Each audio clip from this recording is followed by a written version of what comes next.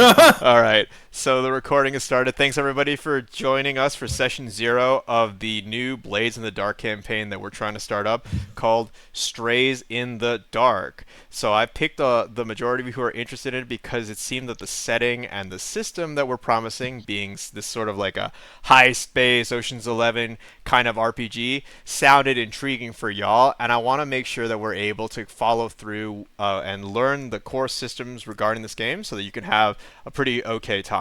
As far as difficulty for this kind of game goes, it is less crunchy than things that you may have played with us in the past, like Shadowrun or maybe even some D&D, but a little bit more crunchy than some of the lighter RPGs that we've played, such as Comrades or The Sprawl. So it's that nice balance in between to try to get more mechanisms in there to still tell a fairly snappy heist-based story. Now, before I continue, can everybody see my display? Is everyone on the Roll20 screen that can see the waiting lobby, right? Mm-hmm. Okay. So Yes. I'm going to transition slides really quick. And we're going to talk a little bit about what exactly Blades in the Dark is. So the game at its core is about a group of like daring scoundrels building a criminal enterprise on the haunted streets of an industrial fantasy city. There are heists, chases, escapes, dangerous bargains, bloody skirmishes, deceptions, betrayals, victories, and deaths. The whole point of the game is to play to find out if the fledgling crew, that's you guys and the team that you create, can thrive amidst the teeming threats of rival gangs, powerful noble families, vengeful ghost, the bluecoats of the City Watch, and the siren song of the scoundrel's own vices. Thematically speaking, this is far more dark and gritty than some of the more fantasy flavored RPGs. It's very much not a hero story as much as it is an anti-hero story.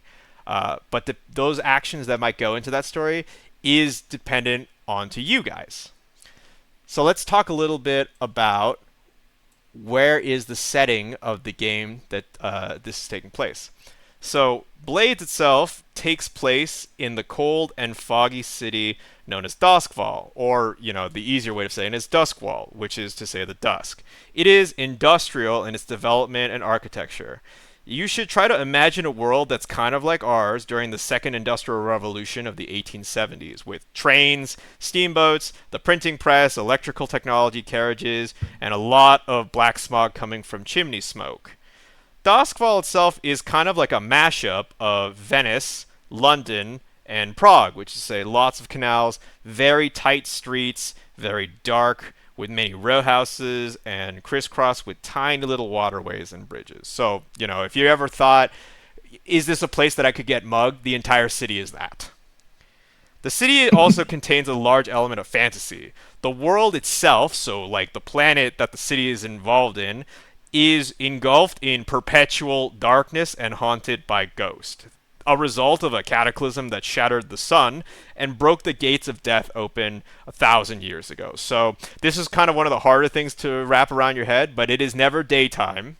It's never sunny in Duskfall, right? There is no sun anymore, and that spectral eldritch horrors kind of roam the countryside freely, and they're extremely dangerous.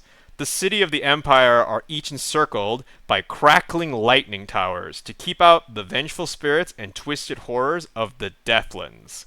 To power the massive barriers, the titanic metal ships of the Leviathan Hunters are sent out from Duskfall to extract electroplasmic blood from massive demonic terrors upon the ink-dark void sea.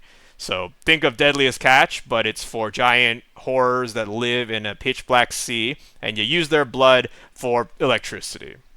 TLDR, this game takes place in a haunted Victorian-era city, trapped inside a wall of lightning, powered by demon blood. Do people still sleep? Yeah! They still keep the standard 24-hour day, but Okay. Dusk and Dawn for this universe is marked by a very brief sense of twilight. It's kind of hard to tell. And for the most part, it's just night. So it does get bright. A little bit. Not enough that it would make any meaningful difference on the streets, so much of the light is done either by candle, gas, electricity, coal, or other means. But and I think honestly, it's mostly like the moon, the stars, and all the other celestial bodies that provide you the most quote unquote natural light. So, what is the point of kind of setting up a game in such a dark place that seems trapped? The idea here is that it creates the pressure cooker environment for the criminal escapades. To travel outside the lightning barrier is a very impractical idea, so it is not really feasible for players to just leave town and wait for the heat to die down when you pull off a score. Everything that the players choose to do has a consequence for their characters and shifts the balance of power around the city, driving the action for a sandbox style of role-playing game. This basically means that when you do something in the city, something happens permanently, and we record it as part of that change to the city itself. What those actions are, the impact that occurs, and the legacy that you and your crew leave behind, that is up to you. But this system is basically designed to keep you in that cage to see what you will do when your back is to the wall. All right. So now that we've described what the game is and what is the setting, let's talk a little bit about the players themselves. So we're going to go into character creation in just a moment, but the players are going to all create characters and work with other players to create a crew which the character belongs to. The player's responsibility will be to portray their people as interesting, daring scoundrels who will reach boldly beyond their current safety and means. That is your primary responsibility as players. You are to engage with the premise of the game, seeking out interesting opportunities for crime in the haunted city, and taking big risks against powerful foes and sending your character into danger. Why I say this is that Blades will not be a dating simulator. It won't be a slice of life comedy, and it cannot really do much of what other RPGs may purport to do. It's not an everything thing. It is a game about doing crime, doing it often, and seeing how far you can push yourself before you die, burn out, gets what's coming to you, whatever. All right. Now, before we go into character creation, let's talk a little bit about safety. Games that engage in fairly dark and potentially violent types of themes will have some heavy subjects to talk about. And in order to prevent particularly egregious issues from occurring as we play this game and have this sort of chat, we need to establish a series of what are known as lines and veils.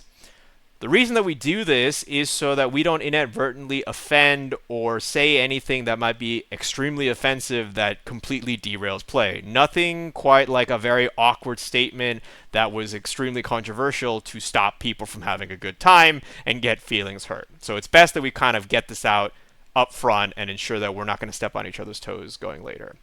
You'll see that the screen is separated into two different sections. Lines, which represent forbidden subjects that for no reason whatsoever we will ever talk about in this game, and veils, which are subjects that are sensitive and that we should try to treat with care. These are things that we may address because they may be heavy, such as sex, for instance, but we will not elaborate so deeply as to give you 10 minutes of what sex is like in a game. Does that make sense? Yeah.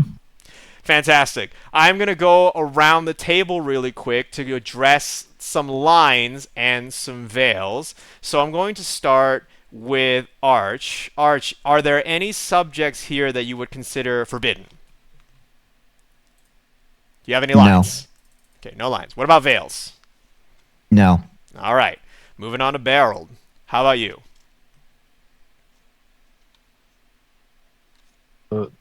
Nope. Nope and nope. Okay. How about Dr. Jander? No, this time I won't have any. Fantastic. And what about you, Great? Usually yes, but for this, no. Okay. How about Iraga?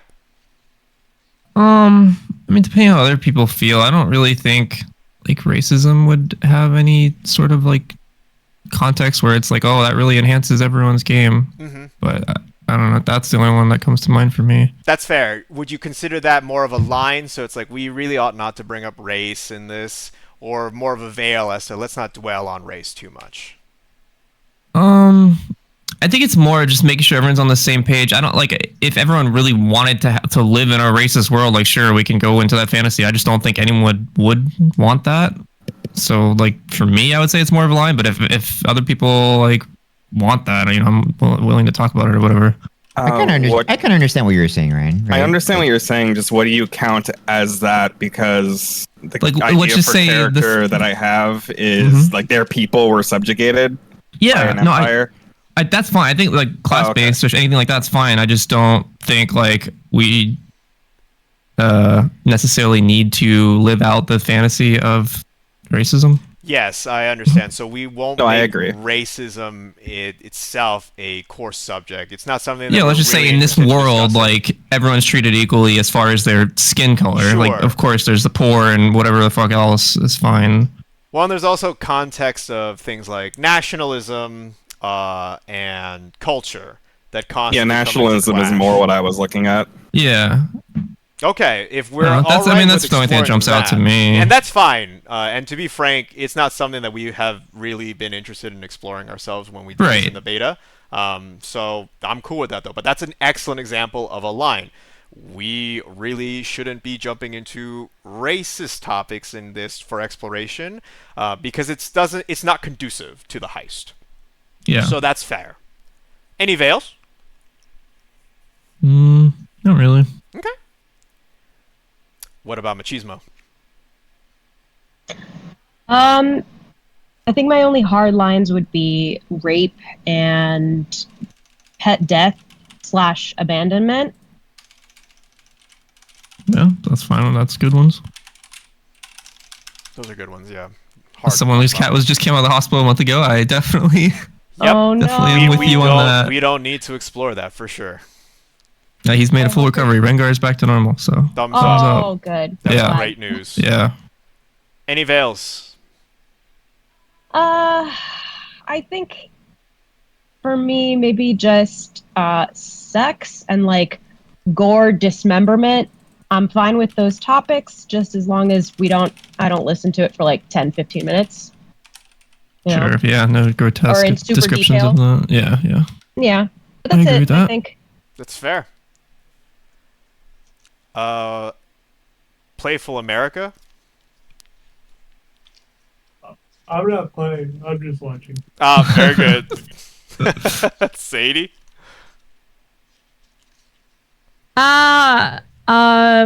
Two lines that I have are pedophilia and Ooh, good one. graphic abuse against children. Veils? I guess I don't really want graphic detail about sexual assault. Like if we hear in passing, like, oh, so and so was the victim of sexual assault. Okay, we don't need to know details about it. Or we don't need to use our imagination for that kind of thing. And then I'm just trying to figure out how the line in the sand it is here. I imagine the obviously the world is very grim, and Yeah. I doubt anyone can grow up without being unscathed from it in one way or another. I wouldn't want to see anyone just huck an uppercut at somebody, at a young child, and break something or something. We can violence understand that against it children. happens. Yeah. Yeah. No, Okay, I don't yeah, think we're going that's what it to explore that either. All right. Those That's- are good. That's about it. Yogg Solidus. No lines, veils, just torture. Like I don't need to hear a 10-minute torture scene. I've played with enough murder hobos, so Yeah. yeah, that's it. Understood. And mine would have been also violence against children. I'm typically not cool with that. All right. Yeah, I feel like Those most are of all- these are all yeah, those stuff are all that we really wouldn't good. The- yeah. we wouldn't want to do anyway. Generally accepted lines and veils. So that's fine. And I don't think that we needed any of these in order to be able to enjoy the game. Okay. Well, thank you for leveraging this mechanism. So in play, we will, and I will probably make a cutout of this card and make it a handout, but just keep the lines and veils that we've established here in mind before you do an action, act a scene, pick a concept that you want to explore during the discussion, because these are the social agreements that we have made to either not speak about or speak about very carefully. All right? And another point is that if for any reason anybody here feels like a point has crossed the line or a veil, you may simply, there's another mechanism that we call the X card. I don't have it mechanized right now here, but if something makes you uncomfortable, you can slap into the chat box on Roll20, the giant letter X, will know what it means, to note that we need to drop that subject and just move on with the context and change the subject without any question to the person that popped the X whatsoever. The reason that this exists is because while we did assign lines and veils right now, there may be some concepts in the future that we address that you did not know made you very uncomfortable or that you did not want to talk about it, and this isn't a place where we're going to stop you and interrogate why it makes you uncomfortable. It ain't therapy, so if it makes you feel real bad, slap the giant X, and then we can move on. All right?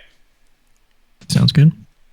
All right, cool. So safety out there. Let's go into character creation. So for this first session 0, I did want to spend the most amount of time. I've slotted out 2 hours, but I want to spend the most amount of time in both character creation and crew creation, because I think that this could be some of the most interesting interactions that we have. It's a game that's fresh and full of potential and plenty of chances to explore what your escapades may be in the future.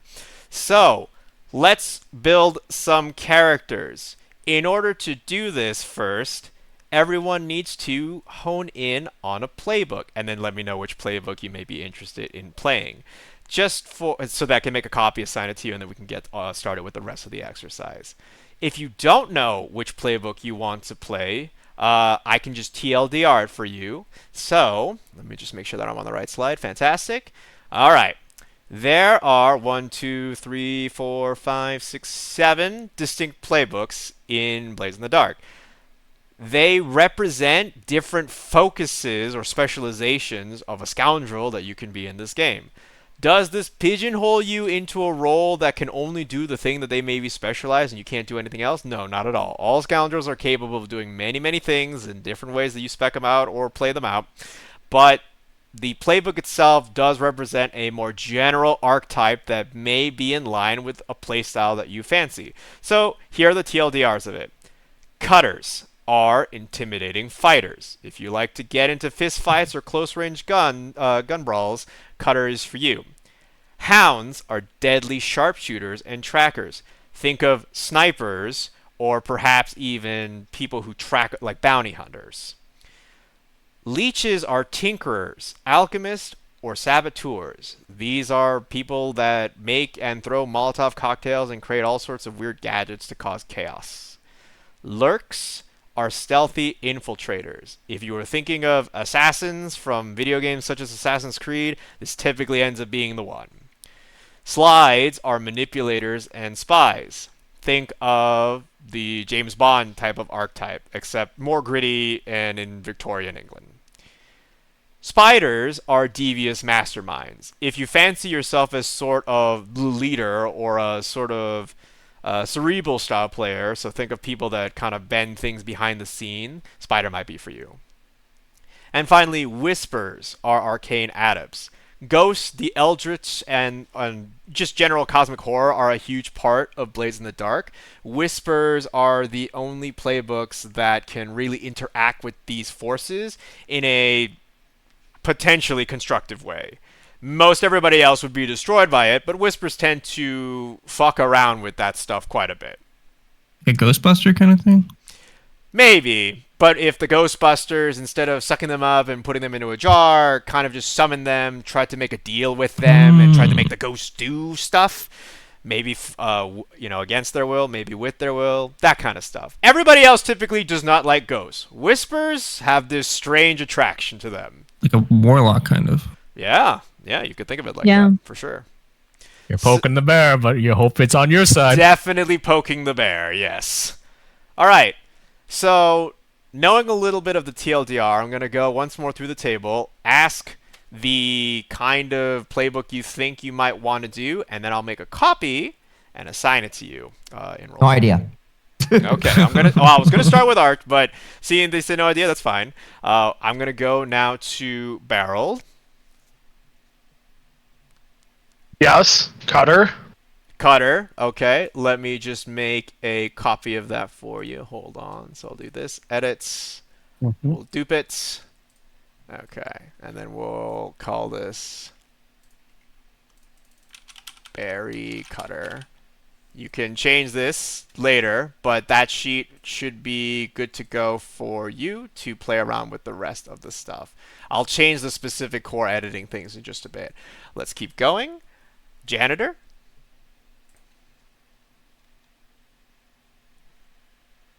One more time. Janitor, your, what's the playbook? playbook that we would like to pick? Hound. The Hound. Nice. Let me go here. Duplicate it. Cool. And then Janitor's Hound.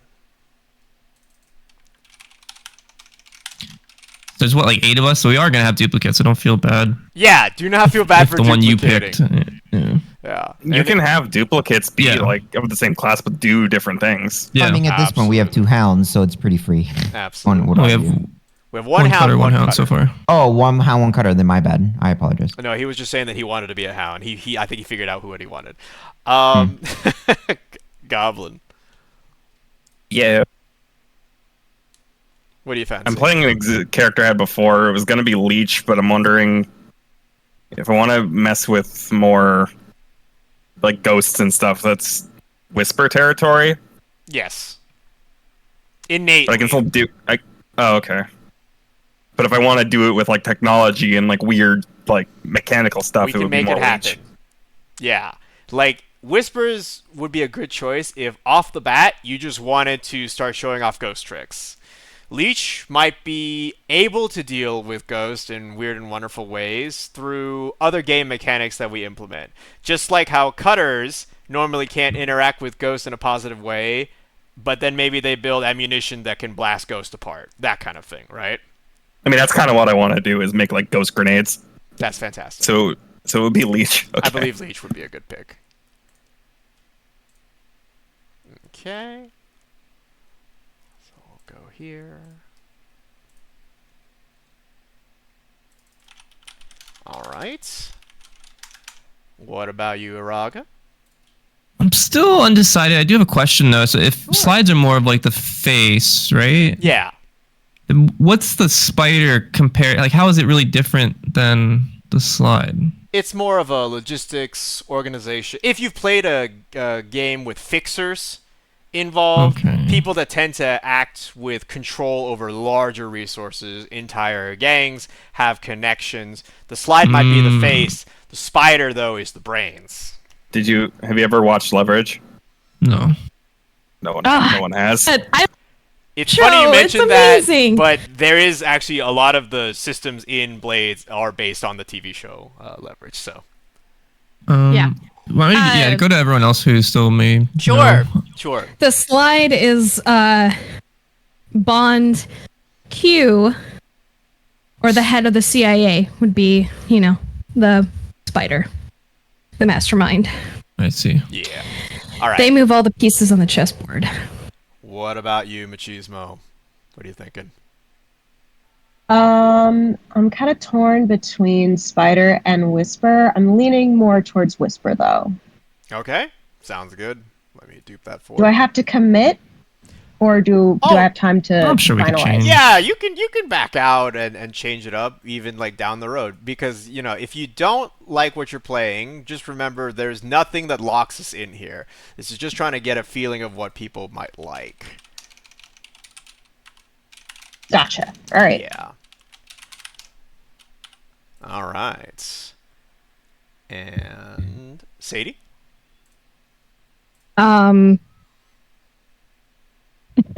Ironically, I also really like the concept of Whisper, and I also like Lurk. So being able to examine those two a little bit more. Seems like it would be kind of fun. All right. So those are the. I'll make a choice, but I'm just trying to. I hear you. Yeah, I'm with you. I'm like kind of down to 2. Playing Yeah. around with the arcane can be hilariously fun or tragic, and being an assassin is really cool. It would be really nice to like have like a cool ritual to do with the whisper, you know, channeling. God, why I can't remember her character name, but she was in Pirates of the Caribbean, and she, you know, you're she was talking about Jamaican. That woman, Yes, Calypso. Calypso. Yes. She's the queen. If you roll poorly as a whisper, though, is there a chance like your thing will turn against you and stuff like that? Oh, always. Just like if you roll poorly Of as course. a leech, there's a chance your grenade goes off at the wrong time. Sure. You know, like in your hand. Why they call it hand grenade? You go off in hand. Nah. All right, so you're kind of dancing in between Whisper and Lurk. I'll come back to you in just a second. What about you, Yox Solidus? I'm playing the spider this time. Spider. Very cool. Mm-hmm. I would have sworn you were the spider last No, I last was time. a whisper. I played Dr. Richard Powell last game. Oh, okay. Mm-hmm. He was a whisper, and he controlled and manipulated the arcane. Sadie, don't you remember the time he ripped open a hole in space and time at the port and almost Oh, killed yeah. all of us? Oh, I mean, Good times. now I remember. Good times. Yeah, I thought he was a whisper too, but yeah, no, I do remember that. All right, so then I'll go back up to the top here. Um, Have a better idea now, Arch? I am split in between 3. I'm rereading them over and over again. No worries. Didn't you say you wanted to do gun? Yeah, but like hearing You can Ken's do all kinds of gun. explanation- Oh, yeah, all of these can have gun. Yeah. Gun Yeah, is all not of these can have exclusive to gun. playbook. But how You can- but how to gun?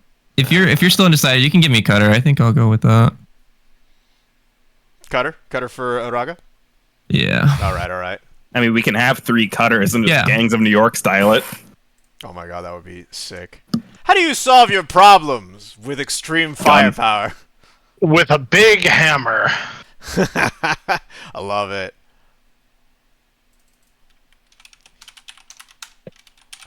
All right. And okay, so I guess I'll just come back to Sadie one more time before I bounce right back to Arch.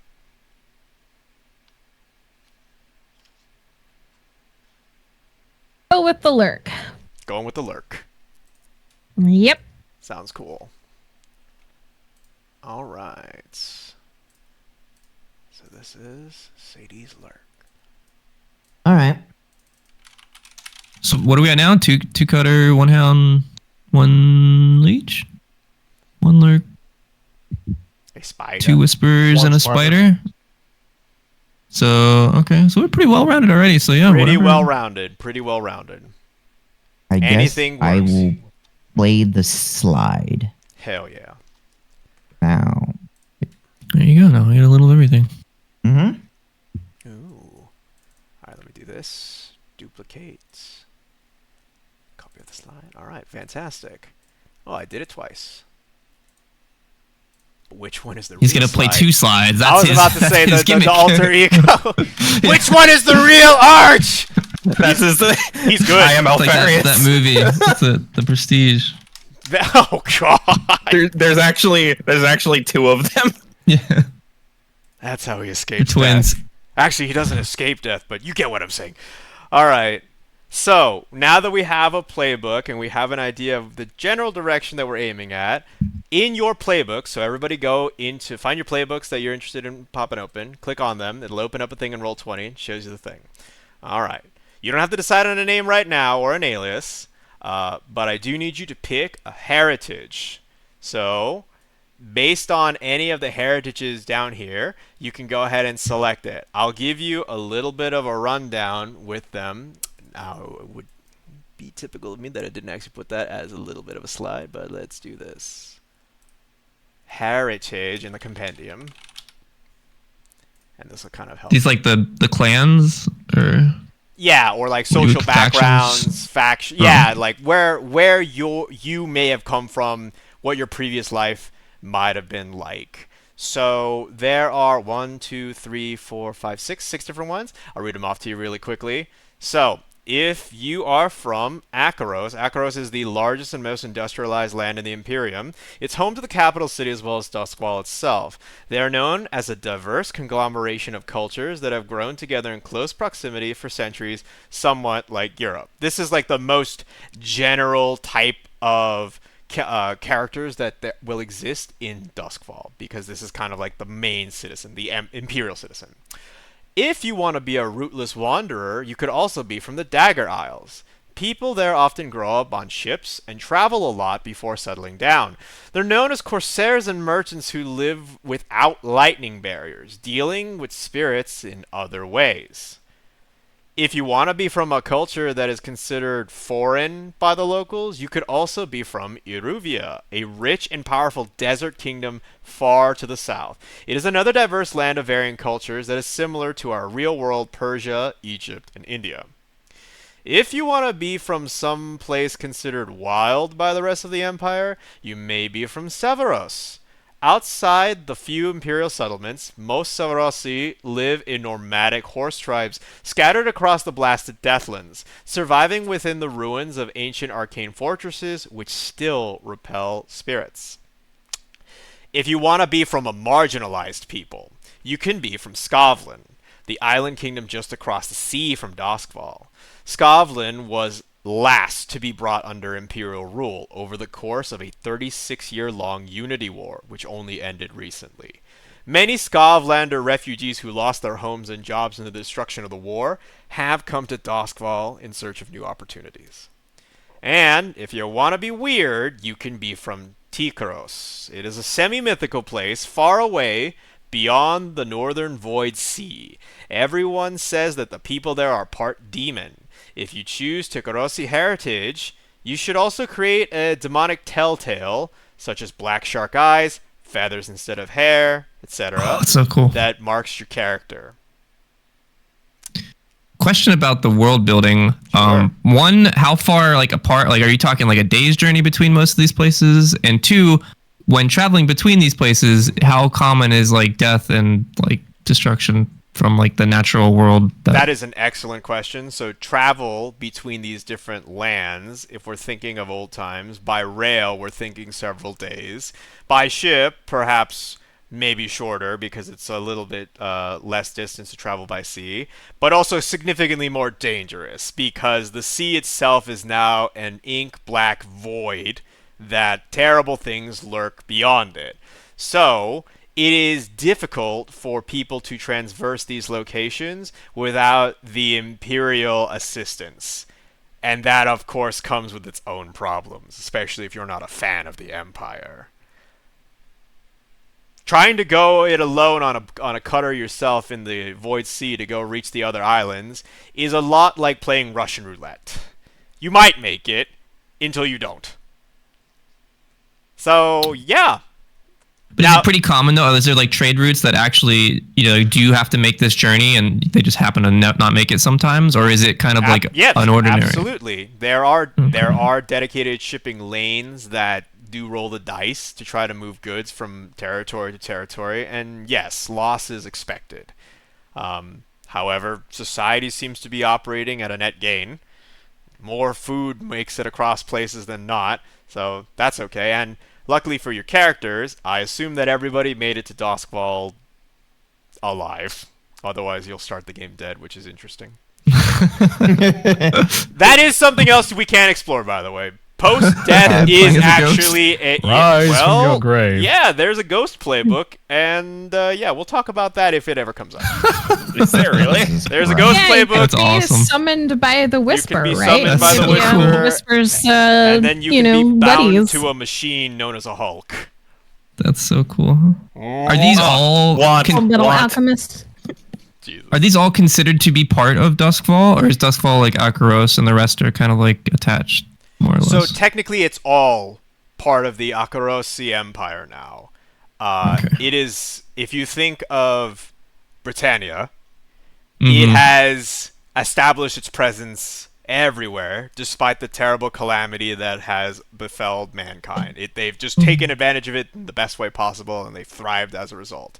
Imperialism is very much alive and well in this world, though these backgrounds, these heritages still exist. To be a Scotlander still means that you are from Scotland and you identify with that culture, but you are also being crushed under the boot of Akaros. So yeah, it makes for a unique starting situation. Anyway, go ahead and pick your heritage. I will give you maybe 2 minutes, so at 6:41, I'll then go over to the next step, and then we'll continue to follow these steps with at the tail end doing a roundtable introduction as to who your character might be, what you're about, the stuff that you took, and kind of who you might be in the cast before we go into crew creation. Which is my cue to get water. Be right back.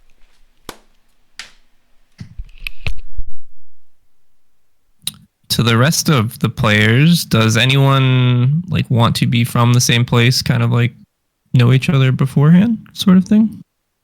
Well, I definitely wanted to be from Tykeros or Tikaros. That's where I'm from. I was actually thinking about. I was either thinking about Eruvia or the Dagger Isles. The Dagger Isles are the ones where you're more ship based, right? They just seems like they're just nomads. They're ship nomads. That's it. They don't Moana. have ghost fields. They like wander around and Yeah. They're Moana. I was I was leaning between Dagger Isles or Scotland. my character's gonna be from Scotland. Did I hear that there's going to be multiple people from Scotland? Ooh, this is excellent. I think I know where this is going. I did want to ask you, Ken. Yeah. So going into like session 1, do we all know each other beforehand, or do Yes. you like? And we will establish how that came to be, hopefully by the end of crew creation. I'm not a super big fan of you meet in a tavern. So we will talk about how is it that all of these strays came together to form their crew. My character knows Dan very well. Oh yes, that's another story that we'll go through. All right. Iraga, just so you know, if your character's from Scotland, my character's gonna be like BFF with you. I was together. yeah, I was thinking between together, that or like- Dagger Isles. Yeah, okay. You know what? Fuck it, I'll do Scotland. Why not? Sounds pretty cool. Oh, I love it. Okay. I'm Yeah, a but- demon. Yeah. Also, I have someone else to Feels pretty torture good. Dan's character. Feels, I don't know, like a spy should be from. I mean, Corsair and Merchant seems pretty good. A spy can be Just from one wherever word. they want to be. If they came from a particularly funky place that you think, then they're an extremely good Yeah. spy. One would argue. Imagine being a shark person Yeah. from Tikaros and being like, and I just blend in regularly. I have a regular Yeah. job. That Can you point. claim You're 2 saying shark- heritages? Ooh. Well, so normally I would say that's not rules as written, but honestly, realistically speaking, it can happen. So if you think, yes, I was one thing, but I'm also another, I would be curious to explore that. I think the heritage you would put would probably be whatever you were like primarily raised in, but you would also be like, oh yeah, like I'm from Tikaros, but I'm half Scotland or something. Which can Mhm. be something we could explore, because a lot of these backgrounds have conflict. So to have been from 2 conflicting backgrounds is particularly interesting. Imagine being from both a Scotland family who happens to also have ties to the Akarosi Empire. That must have been a very difficult childhood. So traitors So traitors. is what you're saying. Heritage traitor. Collaborators. Okay. Collaborator. No worries. We'll deal with you when the revolution comes. All right. So now that we've settled on heritages, and if you haven't selected it yet, you'll have time as I continue to ramble on. We must choose a background. Detail your choice with a specific history. So, for example, If it was labor, you may have been a Leviathan hunter or a mutineer. Let me check the character sheet really quick to see if you have a pre-fit list of backgrounds. So they do have some suggested backgrounds for your character that you can highlight or select to give more credence to where your character came from. In the case of a leech, for example, you may have been an academic, a laborer, someone in law or trade. Perhaps you were in the military, or maybe you were a noble. And of course, you may have been from the underworld. The names themselves sound pretty straightforward. I'll just find the compendium entry for them and read them aloud, just in case we need a little bit more ideas. Well, that gives people time to pick. Yeah, most of them are kind of self-explanatory. What would Underworld be in this context? I believe it is a street urchin, someone raised in the streets, born into a life of crime, someone that doesn't have basically any sort of socially acceptable background, so that you were raised as a child of circumstance, so to speak. I'll be back in a few minutes. I gotta go do some stuff with my dog. Sure thing. I gotta find the background thing. All right, choosing a background. What would you count as someone who worked in a munitions plant, basically just making bombs and ammunition? Probably Would it be trade or labor. Trade. Like a factory Labor? worker? Then Labor, labor. yeah. Yeah. Here's a little bit of literature to be able to help you out here. So, academics, scholars, professors, or students that may have been from the Doskval Academy, or a philosopher or journalist. What does it mean to be a laborer? You may have been a servant, a factory worker, a coach driver, a docker, a sailor, a railjack, or a stevedore for the North Hook Company. What does it mean to be from law? It could mean that you were an advocate or a barrister, like someone, like a lawyer, a blue coat, or an inspector, or perhaps even a spirit warden, the special police, a prison guard from Ironhook, etc. What does it mean to be from trade? You could have been a shopkeeper, a merchant, a skilled craftsperson, a shipping agent, or a liaison to the Ministry of Preservation. What does it mean to be from the military? You may have been an Imperial or Scotlander soldier, a mercenary, an intelligence operative, a strategist, or a training instructor. What does it mean to be noble? You may have been a dilettante, a courtier, the scion of a fallen house, etc. And finally, what does it mean to be from the underworld? You may have been a street urchin, a gang member, a young thug, or other types of outcasts who grew up on the streets. If somebody is competing in a competitive trade or field, where would that fall? Like labor, trade? What type of field or trade are we referring? Like competing. So I'm imagining money, right? Like business. Yeah, maybe something akin to bodybuilding.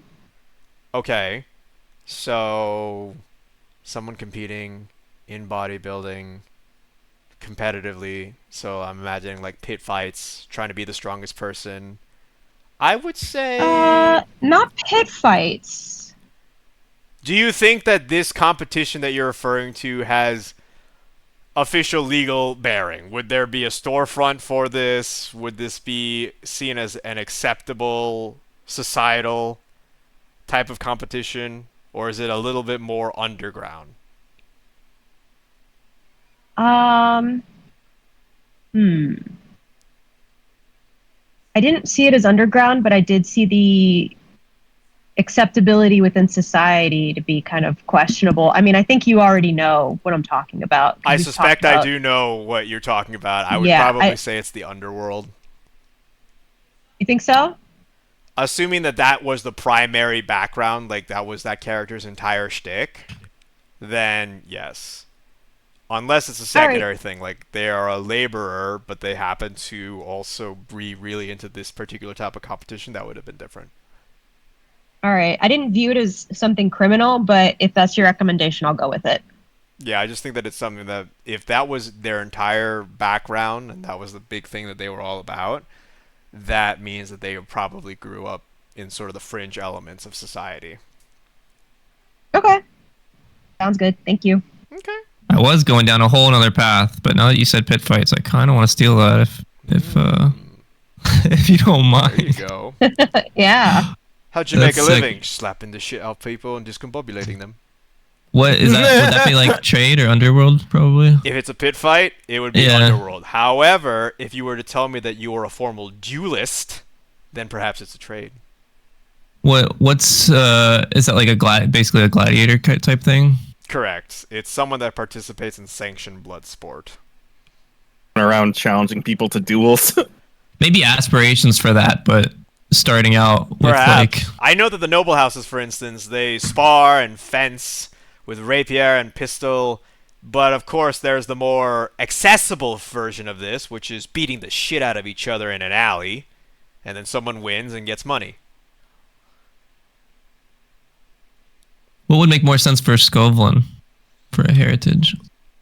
The underworld. Okay. If you're a Skovlander, Especially and if you you're a get into Skovlander fights, living in Duskwall. Like, it is so hard for Skovlanders to move up. Perfect. And I have a question. Yes. If I'm from Tykaros, Yes. Tykaros, can I have also been a Skovlander soldier? I see Is no that reason why plausible? Yeah, absolutely. Okay. People from Tikaros can be, choose all sorts of life, and Skovland needed Mercenary every work or whatever. single fighter they could. Though could have been a mercenary, yeah. it's too bad that it didn't work out for them. hmm Oh, fucking, my character is gonna love you. This campaign is actually about Skovland independence. Throwing off the It shackles is. of the That's what I was Empire. going for. That sounds being a awesome. Spider, that would be incorrect. So my gang is actually plotting a revolution. I just wanted to let you guys know, seeing that you're the authorities. Wait, isn't this a different game?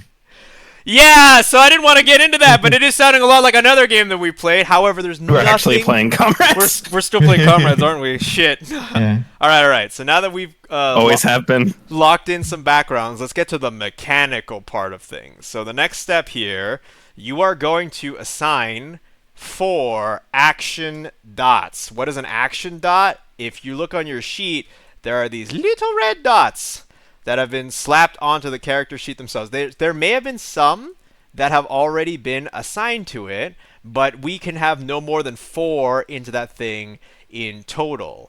So those are sort of like the pre-built recommended things for that playbook, but you can move them around however you want, with the caveat being that none of those ratings, which are those funny words that are on the right-hand side of your sheet, can be higher than 2 during character creation. Now, before you put those dots, let me answer what those things are even for. So, those dots will add to things called the action rating.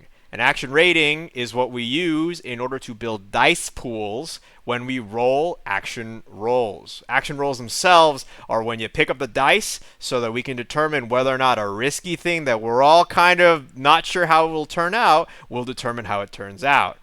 Dice pools will be formed usually by taking a trait, and in most cases it's your action rating, and then we'll roll them together, which taking the single highest result. This means that if you have 2 dots in an action rating and you did a thing that used that word, then you would roll 2 dice, and we would take the highest. If it's a 6, it would be a full success for whatever you're doing. So you're basically fishing for 6s because that usually means you get what you want with very little, if any, strings attached. If you get a 4 or 5 on your highest, that is a partial success. You get what you want, but typically there's some kind of a consequence or complication, such as harm or twist in the narrative. If it's a 1 to 3, then it's usually a bad outcome. Things are going poorly for you. You're probably not even achieving the goal that you set out to do, and you will suffer complications or harm as a result. So, you know that if you only have 4 dots, there are going to be some of these words that you're going to have no dots for. What happens if you have no dots? Can you not do them? No, not at all, because all scoundrels in Blaze in the Dark are multi-talented individuals who are capable of quite a lot of stuff. But if they don't have any dots in them, what will happen is they roll 2 dice. So they always roll 2 dice when they have no dice left, or no dots in there, and they just take the lowest result, which means you're more likely to get a bad result. However, I would argue being able to do this is still preferable to being shot in the face and killed and being able to do nothing about it, right? This is to represent that the scoundrels in our game are cut from different stuff. They are desperate and they have the devil's luck on their side. There are other elements and mechanisms in the game that will allow you to accrue bonus dice to help improve the odds, even when you don't have any dots in this thing, but I won't go over them right now. Just know that wherever you're putting your dots in here on character creation, you are telegraphing to the table, this is what my character is good at. And if you have 2 dots, they are really good at it. As your characters level up and advance through the campaign, you may have the potential of adding even more dots to these action ratings, meaning that you get stronger. The other thing I have to let you know is that each one of these attributes, or these action ratings, are grouped under what is known as an attribute. So you'll see that the first 4, Hunt, Study, Survey, and Tinker, are under Insight. Finesse, Prowl, Skirmish, and Wreck are under Prowess. Attune, Command, Consort, and Sway are under Resolve. Those 3 big catch-all titles are known as attributes. Whenever you have to do specific things regarding the resource known as Stress, which is a special plot armor tool that can be used for really crazy things, you tend to have to roll your lowest attribute, so your lowest big thing, and roll the amount of dice that you have attributes for. So if you only have 1 dot in any of the insight things, you have 1 dice there. You'd say you'd have an insight of 1. Same thing with prowess. If you only have 1 dot in any of the prowess things, you have a prowess of 1. If you had 2 dots in perhaps, let's say, wreck and skirmish, so 1 dot each, you would have a prowess of 2. Whenever you roll stress, you always take the lowest attribute. So this means that if you're putting all your points into prowess, because you want to be the sneakiest, most deadly stealth person ever, and it's time for the stress test, we will not be using prowess as your attribute. We will use something else that has a lower thing. So there is a benefit to rounding out your character if you think you're going to rely on stress, which is to say plot mechanics, in order to save your butt. However, hyper-specialization can also be a really good time. It's just a lot more flippy and risky. So now that you know that, I'll give you another 5 minutes to kind of put your dots in the words that you think are cool, while I read off what those words might be, because they may not necessarily be intuitive. We have 4 points, effectively. 4 dots to put around, but you can put no more than 2 in any given one at character creation. Yeah. So it's not 4 dots in addition to what was already pre-filled on the Correct. sheet, It's huh? 4 in total. Oh, okay. So I already have sad. 3. So effectively, You can move You them can if move you them want. around. Those are just presets that are the recommended at the start for a specific archetype. All right, I'll read off and ramble in the background. You can listen to me, and then you can make your decisions. So let's talk about the actions. Oh, I thought it was 4 that you added. I thought you had 7 dots total.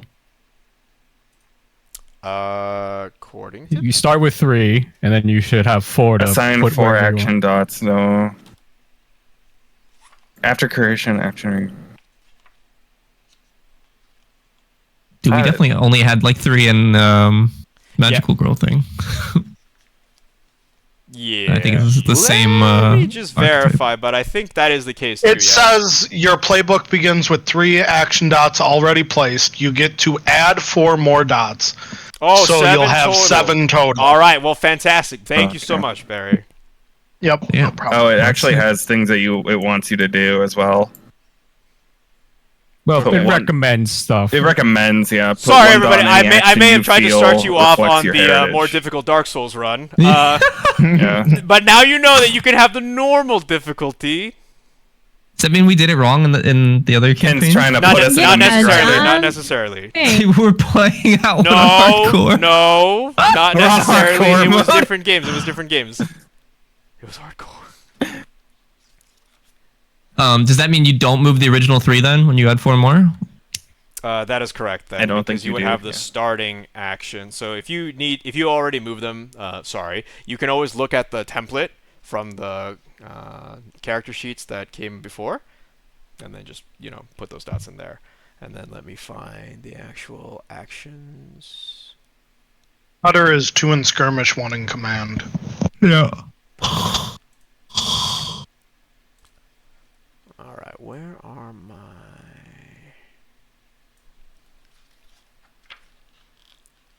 Alright, screw it. I'm just going to go through my book. So, here are what the actions mean. Let's start with attune. When you attune, you open your mind to the ghost field or channel nearby electroplasmic energy through your body.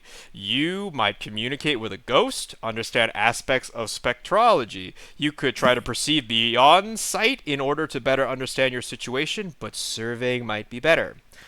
Command. When you command, you compel swift obedience. You might intimidate or threaten to get what you want. You might lead a gang in a group action. You could try to order people around to persuade them, but consorting might be better. Consort. When you consort, you socialize with friends and contacts. You might gain access to resources, information, people, or places. You might make a good impression or win someone over with your charm and style. You might make new friends or connect with your heritage or background. You could try to direct your friends with social pressure, but commanding might be better. Finesse. When you finesse, you employ dexterous manipulation or subtle misdirection. You might pick someone's pocket. You might handle the controls of a vehicle or direct a mount. You might formally duel an opponent with graceful fighting arts. You could try to employ these arts in a chaotic melee, but skirmishing might be better. You could try to pick a lock, but tinkering might be better. Hunt. When you hunt, you carefully track a target. You might follow a person or discover their location. You might arrange an ambush. You might attack with precision shooting from a distance. You could try to bring your guns to bear in melee, but skirmishing might be better. Prowl. I like how it tells you different. Yes, there's like I should probably use that. Well, alright. Prowl. When you prowl, you traverse skillfully and quietly. You might sneak past a guard or hide in the shadows. You might run and leap across the rooftops. You might attack someone from hiding with a backstab or a blackjack. You could try to waylay a victim in the midst of battle, but skirmishing might be better. Skirmish. When you skirmish, you entangle a target in close combat so they can't easily escape. You might brawl or wrestle with them. You might hack and slash. You might seize or hold a position in battle. You could try to fight in a formal duel, but finessing might be better. Study. When you study, you scrutinize details and interpret evidence. You might gather information from documents, newspapers, and books. You might do research on an esoteric topic. You might closely analyze a person to detect lies or true feelings. You could try to examine events to understand a pressing situation, but surveying may be better. Survey. When you survey, you observe the situation and anticipate outcomes. You might spot telltale signs of trouble before it happens. You might uncover opportunities or weaknesses. You might detect a person's motivations or intentions, but studying might be better. You could try to spot a good ambush point, but hunting might be better. Sway. When you sway, you influence someone with guile, charm, or argument. You might lie convincingly. You might persuade someone to do what you want. You might argue a case that leaves no clear rebuttal. You could try to trick people into affection or obedience, but consorting or commanding might be better respectively. Tinker. When you tinker, you fiddle with devices and mechanisms. You might create a new gadget or alter an existing item. You might pick a lock or crack a safe. You might disable an alarm or trap. You might turn the spark craft and the electroplasmic devices around the city to your advantage. You could try to use your technical expertise to control a vehicle, but finessing might be better. And the last one.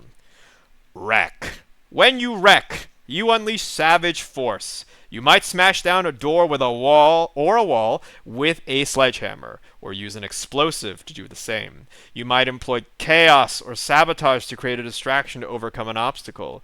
You could try to overwhelm an enemy with sheer force in battle, but skirmishing might be better. So, those are our 12 actions. If you like getting into fisticuffs, skirmish seemed to be the one that kept getting called out. So, I'll give you 2 more minutes to slap the dots. And after that, Okay. you will pick your special abilities. Total of 7, right? 7 in total. No Yeah, more than 2 7. per If you- anything. So There's starting have a- builds too, which is nice. if I have Yeah, a 0 recommendations. in something, is that bad? You can still You're do gonna it, have- but you just roll 2d6. You mean like a big category? Like resolve or Resolve. something? Yeah, my resolve is nothing. This just means that whenever you take a stress test, we would roll with your lowest. So that means we roll I see. 2d6, take the lowest, and that's how many stress we minus. So Oh, if you okay. plan on... So it's not the end of the world. It's just not the end of the world, but whenever you have to resist a consequence and take the stress test, it will always use your weakest attribute. it's gonna use What- what- resolve. That makes sense for my character idea. Also, when ghosts happen, it's always a resolve test. What was the actual dice mechanics? You said 0 is like with disadvantage. 1 dot. What do you roll if I have like 1 dot and something? 1 dice. And then we just let Okay, it and roll. then if you plus have 1. 2 dots, you roll 2 dice. Correct. Plus 2, right? And you take the highest. And you take the highest. And then hypothetically, if you had 3, I know we can't yet, but what would you roll 3 dice? Take the highest. Take the highest. Okay. And then 4, If take the I'm- highest, so sorry. on and so forth. So I Okay. guess at a base level, I mean, if you put 2 points into anything, you'll be rolling 4 dice per action. No, if you Two put 2 dice. dice into anything, you'll be rolling 2 dice. Each dot is a die, basically. That's right. Oh, each dot is 1 extra dice. No, it's 1 dice. It's just Oh, one it's just dice. 1 dice. Yes. Okay. So if you're like So if I'm skirmish swaying is 2, you someone roll and I 2. have 2, and I have 2 dots, that's 2 You dice. roll What's 2 my dice, base take the amount highest. of dice? Which is good. It's 1. generally good. Technically. Like, if you have if one you have 0 dice- in sway and you roll sway, you'll roll 1 die, but you'll. Or, yeah, right? No. 0 No. is rolling 2 dice, but you take the lowest. Oh, which is It's technically like worse rolling than with where- disadvantage. yeah. It's like rolling with Yeah, yeah, yeah. disadvantage. But having even 1 dice in there just means you just roll the 1, and then you take that, which is always better than rolling 2 and taking the lowest. Yeah. Again, it doesn't mean that you have to spread it out so that there's 1 in everything. There's no harm in being a jack of all trades, but there's also no harm in specializing either. Should we say what we put points in, or To do like team build. To kind of like say, well, I mean, if you want to share, you can tell people what you Yeah. think your character should be good at.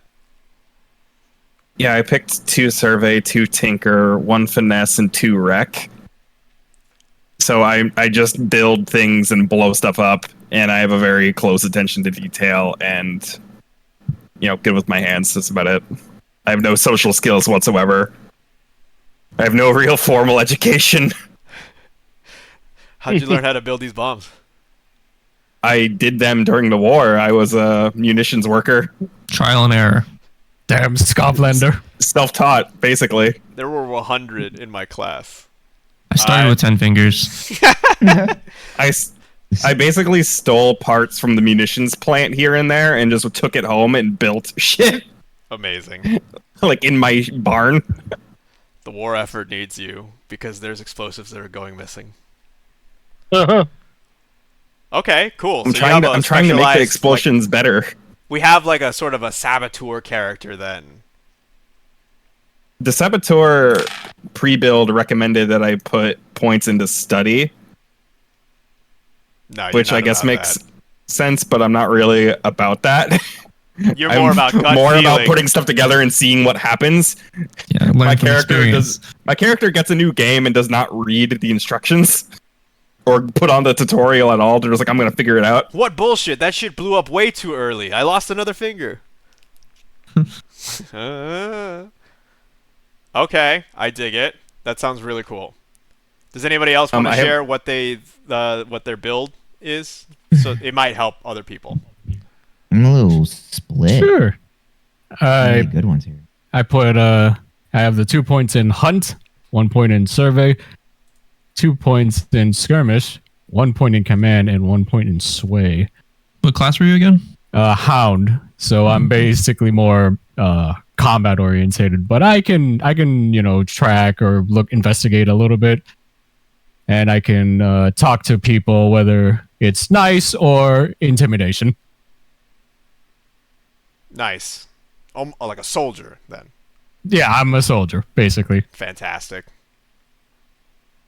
Anybody else want to share theirs? I did 2 study, 1 prowl, 2 consort, and 2 sway. So I'm going to be trying to manipulate Nice. all the time. And study, trying to get to the root of what's, either the problem or what's going on or stuff like that. A lot of brains behind the operation. All right. Anybody else? I have no idea. As per usual. I did. Oh, go ahead, Sadie. For my lurk, I went with 2 in study, or not study, survey. To be able to case a joint. Yes. Threat assessment. I slapped another 1 into finesse. There was already 1 in there, so I figured that would be a really good one to have at 2. To a prowl. Duh, that's kind of what I do. And then I threw 1 into skirmish, just in case, because I did remember we did a lot of skirmishing You are last time. built like an alleyway murderer. Yeah. Sneaky beaky. Like the kind of like, do not go down that alley. That's murder alley. Yeah. Yes. She haunts Look at this me. area. I am the murder Ellie now. That's it. No. Look at me. Look at me. Okay, cool. So actually, we do have a lot of people in here that are specializing into their playbooks, which is really cool. Okay. Do you want to share yours, Barry? I know that you were saying. Yeah. 2 skirmish, 2 rec, 1 command, and 2 consort. And I just did that because of that's what fits the character. What is consort again? This is more. Yeah, go ahead, Barry. It's just like connecting with people with your heritage background and your friends or rivals to get information or Yeah, if you hover favors from over the them. things, it says it. No way. Yeah. Yay! Oh, you're right. Well, It's not as long of an explanation as what Ken gave. But No, I mean, you get your Perfect. cliff notes. Yeah, that's pretty cool. No, I love that. I love we're both the same archetype, but we're actually like totally different on our builds. A sociable, strong one. Yeah. You guys, you're both spiders? No, they're both. No, we're cutters. both cutters. Just your basic, big dumb soldier. But friendly. Well, potentially. Well, yeah, you got it. You hang out at the bar. Yeah. When you're occupying a city or camaraderie, like. Hanging out at the bar, occupying the city. Hearts and minds. Yep, Horts and Mines. Horts and minds. It's pretty cool. Soldiers always hang out at bars. It's true. It's great places for spies. At least grunts do. All right. Anybody else want to share theirs? I'm more of like reading the starting builds from the character guides and trying to figure out, because it seems like the starting builds also have their their special abilities into I think consideration. we're doing that next. Yeah, the special Yeah, I'm abilities. assuming we'll we're pick doing that next. Yes, Yeah, that's right. So I think that's a pretty big deal before I figure out where I want to put my points in. I'll probably wait. Okay. I thought I knew for sure. Oh, sorry. Well, I was gonna say, after you run your first heist, if you're like, I didn't really like, I thought this was for this or that was for that, and you don't really like it, it's our game, guys. If you decide that you want to change your starting build or whatever, I'm not gonna hold you to it. I do want you to enjoy the character that you built off the bat, and naturally, if you've never played the game before, I don't expect you to have perfectly put the dots exactly where you wanted them. We can mulligan it after your first job. Oh, okay. Then I'm just gonna use the template. Yep. No stress. I'm gonna do. According to this, it's called the Prestige, which is 2 finesse, 2 prowl, 1 consort, and 2 sway. Ooh, that is a spy. Someone that can get into the echelons of high society and then do some crazy ass shit like car driving. Super secret spy man. Super secret spy. A lot of pickpocketing. Maybe card tricks. Do you know, Barry, what your special ability is going to be yet? I was thinking Battleborn for the special armor. Okay, I was just curious. Yeah, a lot of them look really cool. Michelle, did you want to share Oh, yours before we move on to the final or the next step? Honestly, I keep changing mine just because I don't want my stats to be too similar to anyone else's. So I'm still kind of not sure. I think I'm probably gonna What you have in mind? take you up on your offer to change after. Yeah, that's what I'm saying. I'm Yeah. just gonna see how how the game feels and then go from there. Exactly. Yeah. Okay. Well, then let's move on then to step 5. Choosing our special ability. There is a gray column in the middle of the character creation sheet that, oh god, I need to minimize all that because I can't read the blah, blah, blah, blah. There is a Okay, just pick a special ability in the gray column in the middle of the character sheet. If you can't decide, choose the first ability on the list. It's the first for a reason. Go ahead and look at your character sheets. There should be a special abilities column with a bunch of cool sounding stuff. Pick one that you think sounds really cool. I'll give you about 5 minutes to come to this decision because many of them are cool. And of course, you can talk to your friends here about which ones you're taking in order to differentiate or to telegraph what you want to do with your character. What is Rook's Gambit? Take 2 stress. I'll be taking for the group. I'll be taking Weaving the Web for the spider. You gain +1 dice to consort when you gather information on a target for a score. You get also +1 dice on the engagement roll for that operation. So it's kind of going to help us to gather the information for whatever we need to do and get some kind of, addition to that engagement roll for that operation. So. Love it. So that's very much setting you up for success for the pre-work of the score. Yep. I know that, Mike, you had a question on the Rook's Gambit, and that actually uses the stress mechanism. So let me explain what that does. So stress is a finite resource that you have per heist. I believe y'all have 8 stress that you can potentially take on your sheet per operation.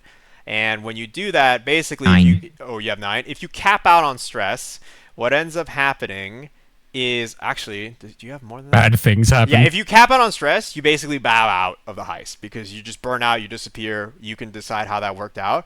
But stress is usually a resource that you use in order to be able to do some crazy ass shit, like resist consequences of what I'm saying. If you remember when we played Shadowrun, it is similar to Edge, where I put a bullet in your head, you die, and you can burn an edge to say, well, how about? So this is kind of the similar thing, except instead of completely negating things, it tends to just mitigate the consequences of it, not avoid it wholesale. You can also spend stress to get a bonus dice during a roll. So you know how we're talking about big dice pools? Stress is a resource you can trade so that you can get even more dice. Rook's Gambit was your question. Take 2 stress to roll your best action rating while performing a different action. Say how you adapt your skill to your use. Okay. Why is this so good? It is that it allows you to use something that you've completely stacked to like 4 dice, for example. So let's say that your finesse is 4. But you want to get into a close range gunfight.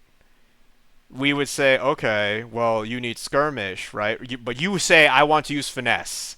I go, I feel like finesse won't really work too well in a close range fight. Skirmish might be better, so I'd say that you'd almost have no effect by being all fancy in a gunfight. And then you say, well, I have Rook's Gambit. I'm going to spend 2 stress, and then you can give me all the flowery language that you want to describe how you are so adept and graceful with your hands and body that you are able to gambit people in a gunfight using that rating. Yes, you paid the stress, but that ability is for basically maxing out a stat. So it can be useful. Okay, but you can't take advantage of it too much because it also burns stress. And if you run out of it in the middle of a job, that could be bad for you. I guess the question is, how do we gain stress back? Oh, you'll like this. At the end of a mission, you have downtime, and in downtime, you can recover stress by indulging in your vice. Yo, vices. Oh, that's Fuck sick. yeah.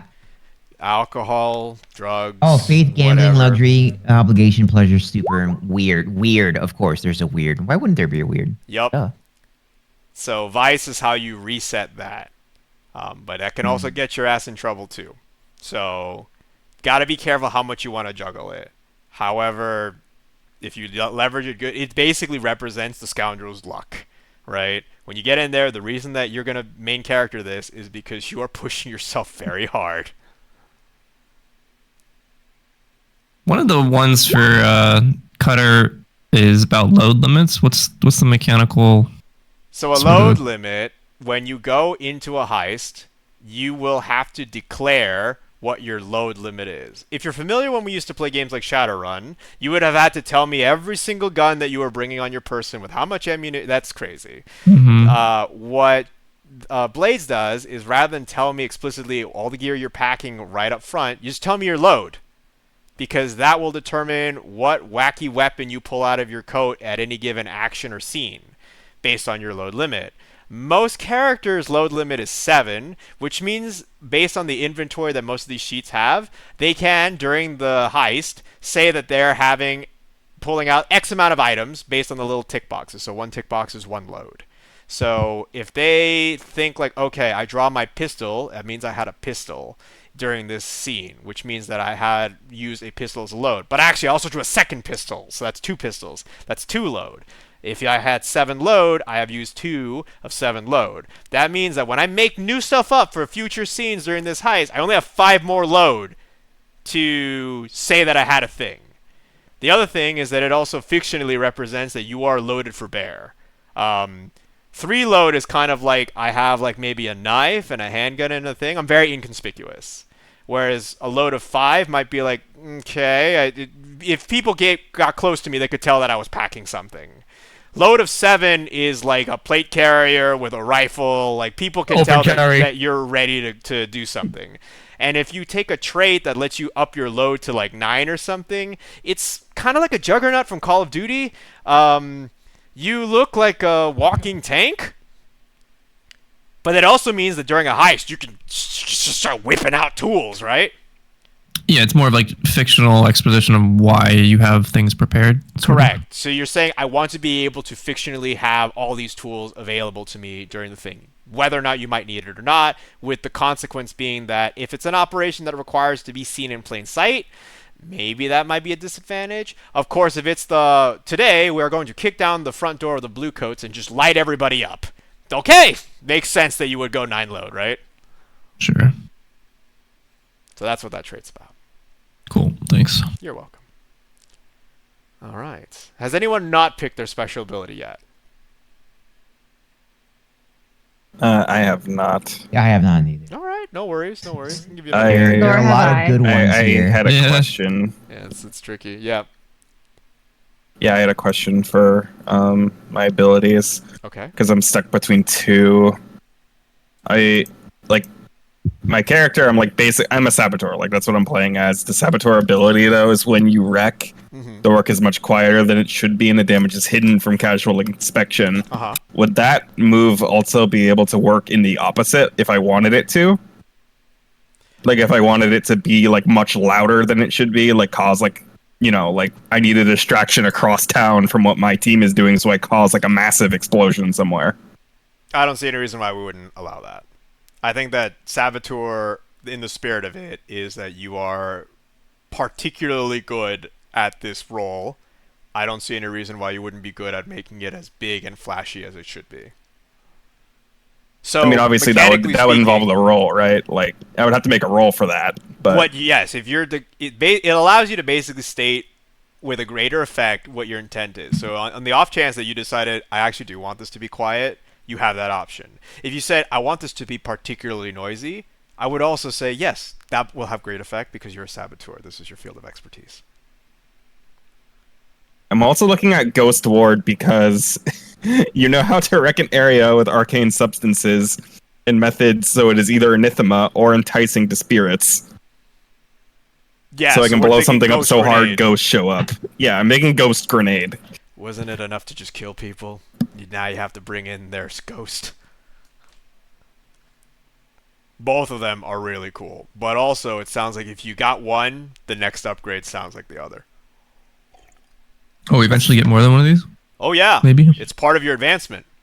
As you sick. do more scores, as you get more XP, you will fill out more either dots, special abilities, something from the playbook advancement. There's lots of things to do to grow, which is to say, I encourage you to get as many heists under your belt as possible to grow. Push yourself to the very limit. Watch what happens when you burn out. Yeah, I'm gonna. In that case, I'll pick Saboteur because it's the most immediately useful and like utilitarian one. That makes sense. Is the special armor something you get once before you go somewhere or do a job? Yes, typically the special armor is something that should be refreshing per heist. We just have to describe like how you regenerate it. I believe there's like a project that you have to do with it. What does special armor do? Special armor is something that allows you to negate or mitigate particularly bad consequences during a heist for fictionally appropriate reasons. So if it's like, yep, she plunges the dagger directly into your heart, you suffer level 3 harm, stabbed in the heart, you're bleeding out. You're like, but my special armor, and then I go, okay, what is that about? And you're like, well, I actually wear Flak vest. I actually wear a flak vest underneath it, but you couldn't see it because it's specially crafted and woven to be inside my button-down shirt. So I go, wow, that's crazy. You really are prepared. And then we mark out the special armor, so it's been used for there. And then I go, cool. So her knife is plunged into your Kevlar, and now you have the upper hand. What do you do, right? Then we go forward from there. That's why things are... And it does not cost you stress to do that. Yeah, right? but it feels like then because I'm split. I'm like everyone else. I'm split into like 3. The basic says to do memorism, which is effectively I get to lie to everyone, or when I sway someone, you may cause them to forget that's happened until they interact with you, until the next interact with you. I don't understand that too much, but I'm assuming like when you speak to NPCs, is each time you talk to them an interaction, like each question, or is it just like the next time you see them? The next meaningful interaction that we would have with the thing. So if it's like, let's say it's to sneak into a building and we need to sway the guard to let us in. That guard will not remember that interaction had occurred until the next time you have your interaction with them. But that also might mean if you play this correctly, it will never happen. Or by the time it happens again, it will not matter. Yeah, so instead of like alerting the rest of the guards, he's like, "Oh, okay, yeah, I don't know. Yeah. I don't know anything about it. I've let my god! In. I'm picking that. That's it. Thanks, Ryan. What was the method of approach? The front door. Go on. First day on the job. And these other guys? Yeah. Also first day on the job. Okay. Well, you mean the one with the fucking guns on his? Yeah. Okay. Yeah. Okay. Here are your Sir, badges. this is a restaurant. Private security. Okay. Just your coat racks over there. You can leave your coats. Yeah, and then it says when the next time you interact with the victim, they remember everything clearly, including the strange effect of this ability. So I'm going to safely assume I can't use it more than once on the same person, or is there like a downtime? It's the Code Geass thing. Yeah, That's fucking awesome. So this means that when you see that person again, it will come back, which might be complicated. So it might be the kind of thing that you want to clean up at the end of everything, or something that you have to accept as a loose end if they ever run into you. Which, in my opinion, is hilarious when the security guard that you fooled in that one heist also happens to be a police officer in a year, who then actually knows who you are based on your face or whatever the heck. So from a year ago. It's like a temporary buff that can have really interesting narrative consequences later. Okay, I'm down. Yeah, I think that's fine. Or you just put a bullet in the back of their head at the end of the job, right? Listen, year later, a police investigator that has an open file on you specifically. Why are you so fixated on this? Nobody even knows what you're talking about. I don't know. I have to figure out who the fuck that was. Yeah, because I was looking into a mirror. Oh, you can always tell when someone is lying to you. That's good too. Yeah. That is also really strong, especially for That's pretty good. Those are both good. And the way that I telegraph these kind of things is usually like, this is what they say. And then I would say, but you know that they're lying. But you know they're lying. But you know that they're lying. Nothing gets by you. 'Cause that seems really good too. Yeah, I don't know. absolutely. What does the group think? I think that the lying one's probably better for like informational gathering, and the second one's better for like actually doing actions on a job. Yeah. So it's sort of what do you want to specialize in? And you can get them both, of course, later. Of course. Yeah, I guess we'll stick. Probably with if you- memorism. Yeah, if Well- you do the lying one, I'd imagine you'd be playing more with John's character and Right. that sort of aspect. But if you do the other one, it's more of the action with the rest of us. Yep. Who aren't masterminds. Okay. Anybody else on Okay. the fence or want to talk about their special ability before we move on? I'll take some time to think about it. It could I'm be just- fun for. Oh god. No, sorry. You keep going. I would just say it could be an interesting angle that like none of us really would be able to interact with John's character in the way that yours could, hypothetically. So that could be, if you're interested in that avenue, that could be fun to go down. Yeah, I just need time to stew. Yeah. I'll stew. I'll. Well, and, probably and you won't know until decide you get beforehand. into tables with each other too, right? Like, there's no guarantee that all 8 of us will be at a table at the same time. True. So you may have one interaction with one type of crew dynamic, another type of interaction with another type of crew dynamic.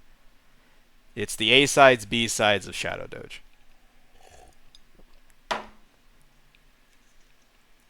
All right, Michelle, did you have a question about the special ability? Oh no, I was just gonna say that I picked Compel. Tell me about it. I like.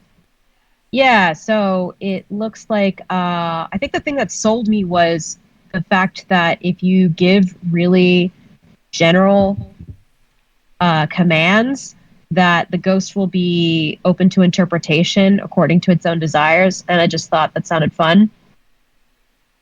That does sound Wow. fun. Yeah. You can attune to the ghost. So if I field mess before- up, that could be lethal. Sure, but also it could be funny and very Yeah. powerful. Apparently, And you are not supernaturally terrified by the ghost that you summon or compel, which is amazing. Although in parentheses, this is your allies might be. Terrified by ghosts Yeah, is an well, they actual can deal with it. mechanism in the game. If you do it, there is a shit your pants test that you roll. So compel allows Michelle, well, assuming that she made the ghost happen, this particular one happen. She don't roll that, which is great, and hopefully she telegraphs that to enough people. Be like, hey, I'm about to do something crazy. Don't freak out. Immediately so I freak need to out. Tell people I'm gonna do that. No, too. no, you don't. It could be funny the other way too. Oh, It'd be funny if you don't.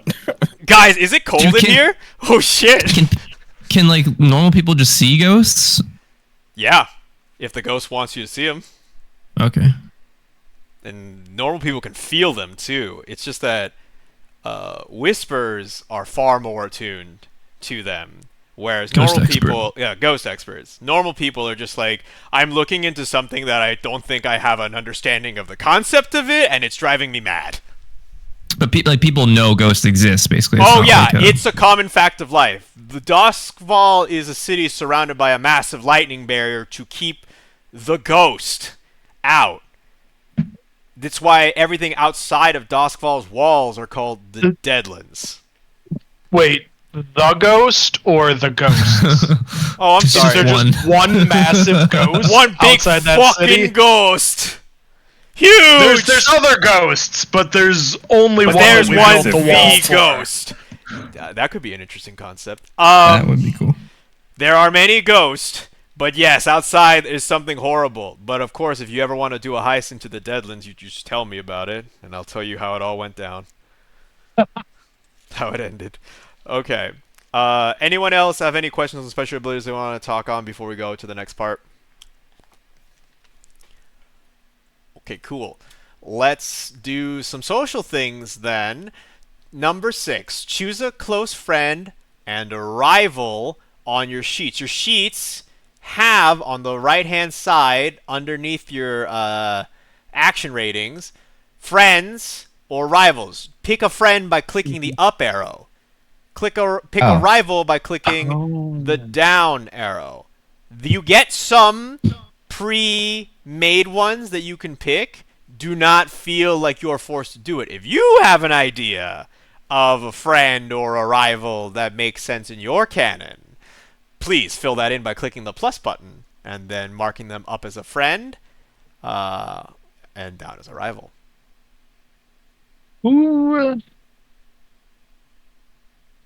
Whose character was a soldier? I think that's Can I- Warden, so that's Dan. But these are specifically NPCs, right? Not other players. Can these Yes, be these are other NPCs. players? Oh, these are They're NPCs. NPCs. Okay. These are NPCs. Then I know what to do. Fantastic. Yeah, I think I do too. I'm just not sure how on the nose I want to be with it. The fuck is a jailbird? It could also be the thing where, like, if you want to create shared NPCs, right? This could be a moment where you're like, hey, man, you know, we used to be in the same group during the Civil War, and we should have a, you know, a person that we both knew kind of deal. Except he's my friend, and he's your rival. It looks like we have different people. Yeah, you have different people on your sheets pre-made. But you can also make custom ones. I just need you to pick a friend and a rival. So you can make two people up to add to it. You can pick anything there. This just telegraphs to me who we should entangle into your life to make it complicated and who we should keep precious and use as leverage. I'll give you another 5 minutes for this one. And we're not meant to pick actual people that we're playing with. No, these We're- are we're I guess making- the you are NPCs. making NPCs, got it. NPCs or telegraphing to me which NPCs matter to you. Gotcha. Thank you. And then we spend the weekend making character art for all of them using Midjourney. They can be. Yes. Oh, so you can make them up. You can make Yeah. them up. Yeah, they don't have to Okay. be from the list that exists. Because I'm looking at it, I get like apothecary, corpse thief, a blood dealer. I kind of like blood dealer.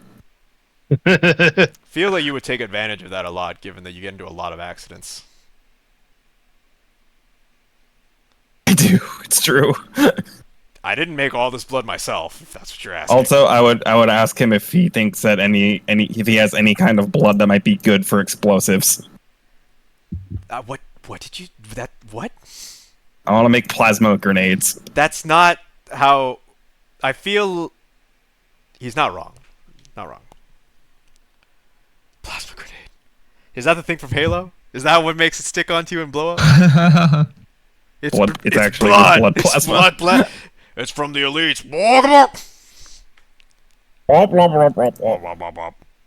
The demon.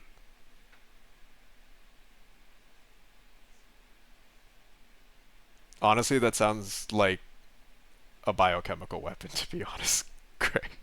It's kind of what I want to end up doing. I didn't It pick any in a tune, but I do want to explodes. create weapons like that, like weird stuff. Creating a dark crimson mist that, upon inhalation, dissolves your lungs from the inside out. Okay. Okay, I'm picking blood dealer as my friend. What is the area of effect? Yes. Call it the pink mist. The pink mist. Alternative asthma inhaler. What if you put blood in the dehumidifier? Something smells weird. What's that smell? Anyone else taste pennies? Oh, shit. It's like copper. Why? It's like the last thing that we taste and smell before becoming obliterated from the inside out. And that's what happens when you roll a 6. We call that a vibe check in the business. Vibe check. Jesus. Gear check, gear check. How do I know if my gas mask is working? Mm-hmm. We'll find out. You'll know. You taste blood in your mouth. A little bit. I pray for you. I'm so sorry.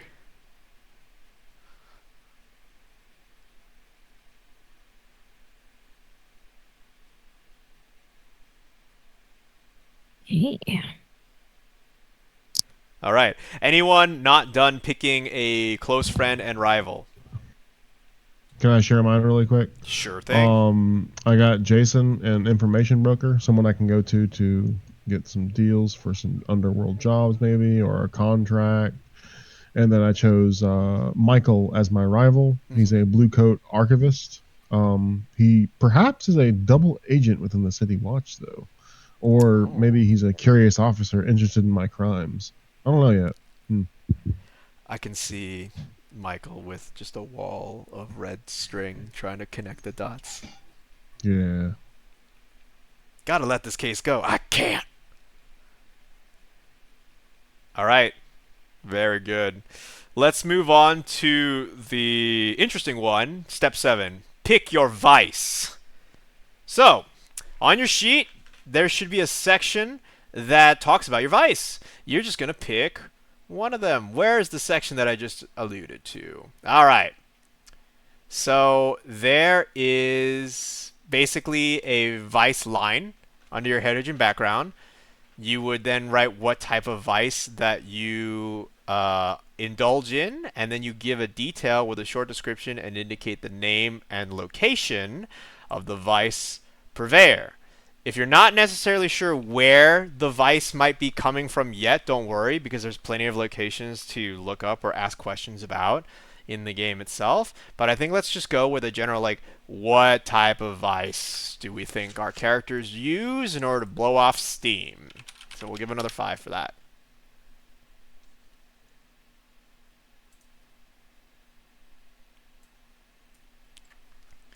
And just to give you guys quick categories, there are like 7, I think. So one of them is faith. You're dedicated to an unseen power, a forgotten god, or an ancestor, etc.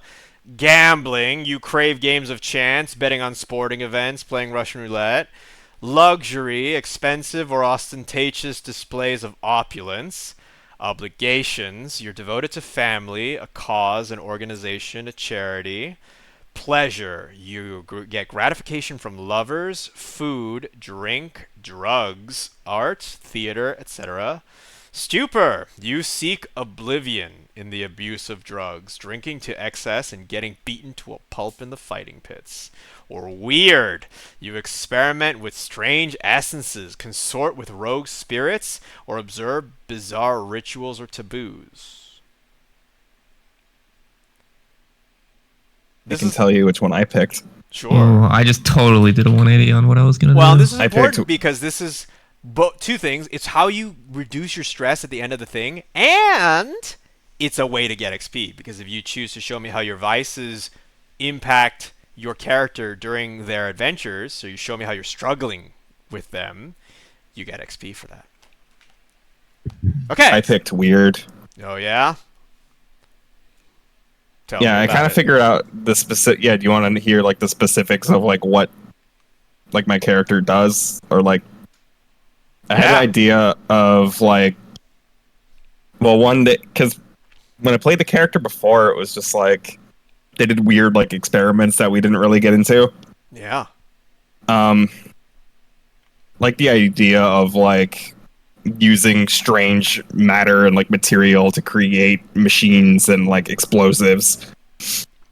Nice. So they definitely have interest in that, but they also they have they have no understanding of like spirits or ghosts or anything, but they have a bizarre fascination with them. Just zero understanding of how it actually works. So they attend like the weird ritual thing stuck out to me. Like they go to like these like underground like ghost shows where they like see people get possessed, or like they'll summon a ghost or something, or like they'll mess around with like the ghost field or something like that. Just like weird So stuff like Taliesin that. has no formal understanding of the ghost field, or the arcane, but has this No. obsession and fascination with it. They're trying to figure it out, yeah. It's pretty good. Be careful, Taliesin. And we have a whisper, right? Yes. So Taliesin is probably gonna be Does Taliesin hounding just them with like questions. say random facts, quotation marks, about Ghost, and Machismo's whisper is like, "That's not a thing. That's not true. None of that's real. What are you talking about?" Yeah, it's like old Scotland like wives' tales, and none of it's Oh my real. gosh, that sounds amazing. And I they would say love to do if you that. put a soccer on the top of your head before you sleep, and then you just fill it with urine, it gets the ghost to stop. Like, that's not a thing. You hang a bag of chicken gizzards on your door at night, and the ghosts That's can't not- come in. And like, Who told Machismo's you just that? like, that's not true. That's not how this works. That's not how I any better- of this works. You know, like, well, I haven't had any ghosts come into my house. Checkmate. I thought Where's your that's god how now? you keep wolves away. It could be both, especially ghost wolves. Yeah. Oh, ghost I wolves better stand no hear- chance. We I did better that in hear, the uh, army to keep wolves away. I was gonna pick weird anyway, so maybe we could even go to some of these ghost shows together. That could be fun. Oh, that's fun. And I could like ask you. It's like talking. It's like asking a bunch of questions at the movie. Just like, what's going on? Like, what's he doing? Why'd they do that? That's What, so what, weird. what does that mean? Like, shh, you're What's that embarrassing symbol me. mean? Shut up. Just keep watching. Oh my god. That's stupid. I knew I That's shouldn't have brought you. I really want to hear at some point the phrase, "Please don't go splain to me." Ghost splain. Oh my god. I learned a new thing. I saw it in the theater. I'm going to show you. I can summon it. Please don't do that, Taliesin. Watch! I was thinking about picking a tune for the reason of being like super fascinated with ghosts, and then I was like, no, I think it's funnier if I have no understanding of it. Yeah. Before you summon the ghost, let me have a drink. Yeah. Just Taliesin One messing for the- around with like a Ouija board and like incense, and is just like, I'm doing it. I'm communing with the occult. You sure are, sweetie. Yep. Yep. Don't do that! I picked something a lot kind of of face palming interesting. in my future. What'd Yeah, you- oh yeah. what'd you Good get, luck. Sadie? So with the lurk, really good at being in the shadows, and so I think my vice is coming out of the shadows and wanting to be in the spotlight. So I think my character would want to be a performer. And I'm Hey, cool. thinking like either double or triple threat, sing and dance, something Wow. like that. Yeah, just something to puff up the ego. And I think that fell under pleasure because I think you read off theater in there. So Ratification, yeah. So yeah, I mean that sounds amazing. So wait, you're like a thief and an assassin by night, and by later in the night, you're also a performer. The greatest showman. Do You have crime. you have the best of both worlds. now I know what I want my character to be wearing: a top hat and a coat with coattails. POV, you're in a dark alley. The ringmaster comes over to you. You have not signed up for this show. It doesn't matter, says the ringmaster. Don't you want to go away, Shink? Now there is a front So row good. seat. You get to enjoy this, and it's for free. Is Terrifying. anyone doing Stuber? Taliesin in the background is like, this really is the greatest show. Wow, and it is for free. Is anyone doing Stuber? Yes. But we I'm can have more drinking people. drugs. Yeah, drinking drugs. Drinking sex. drugs. Drinking drugs. Yep, Is anyone drinking doing the drugs. Being to a pulp in the fight pits? I almost did. Ironically, but I no. decided not to. Oh. Oh Well, yeah. someone- He's the one beating you into a pulp. That was originally the line I was gonna down, but I think I got something way better. I'm Well, picking I up. like the idea that. So are you thinking of getting into the pits then, Arch? Because that actually is a very interesting juxtaposition to a spy, who is normally extremely sociable and uses like finesse to get everywhere, and then on off time, straight up just getting down with people and slapping them up. Well, I was exploring that avenue Yeah. at first, but then I'm kind of worried that might kind of go against, like you were saying, what it is to me be a spy if I have like a fucking huge black eye or whatever, or I don't know how. Would Or it, it could aid or your would story. It would be Even. well, the other thing I was thinking of too is it is your vice, which makes it interesting because you struggle, right? You are saying, I want to be an expert infiltrator and fit in with my craft, but I have this unrealistic desire to also get into as many brawls as I possibly can to feel something, even though I know that it would harm my craft. It makes my job more difficult. I can't stop doing it. It makes me feel good, right? Which, in my opinion, makes for a more compelling character when the thing that brings them a de-stressor happens to also harm their ability to perform their main role. It creates drama and conflict. It's a very neat juxtaposition of characters. Because I was either gonna do gambling, and I was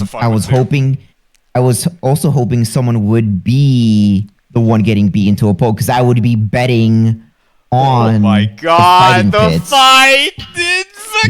I am a pit fighter, but I'm not doing that as my voice. Yeah. It's funny. See, what I had toyed with was pit fighting, but not for stupor, for pleasure.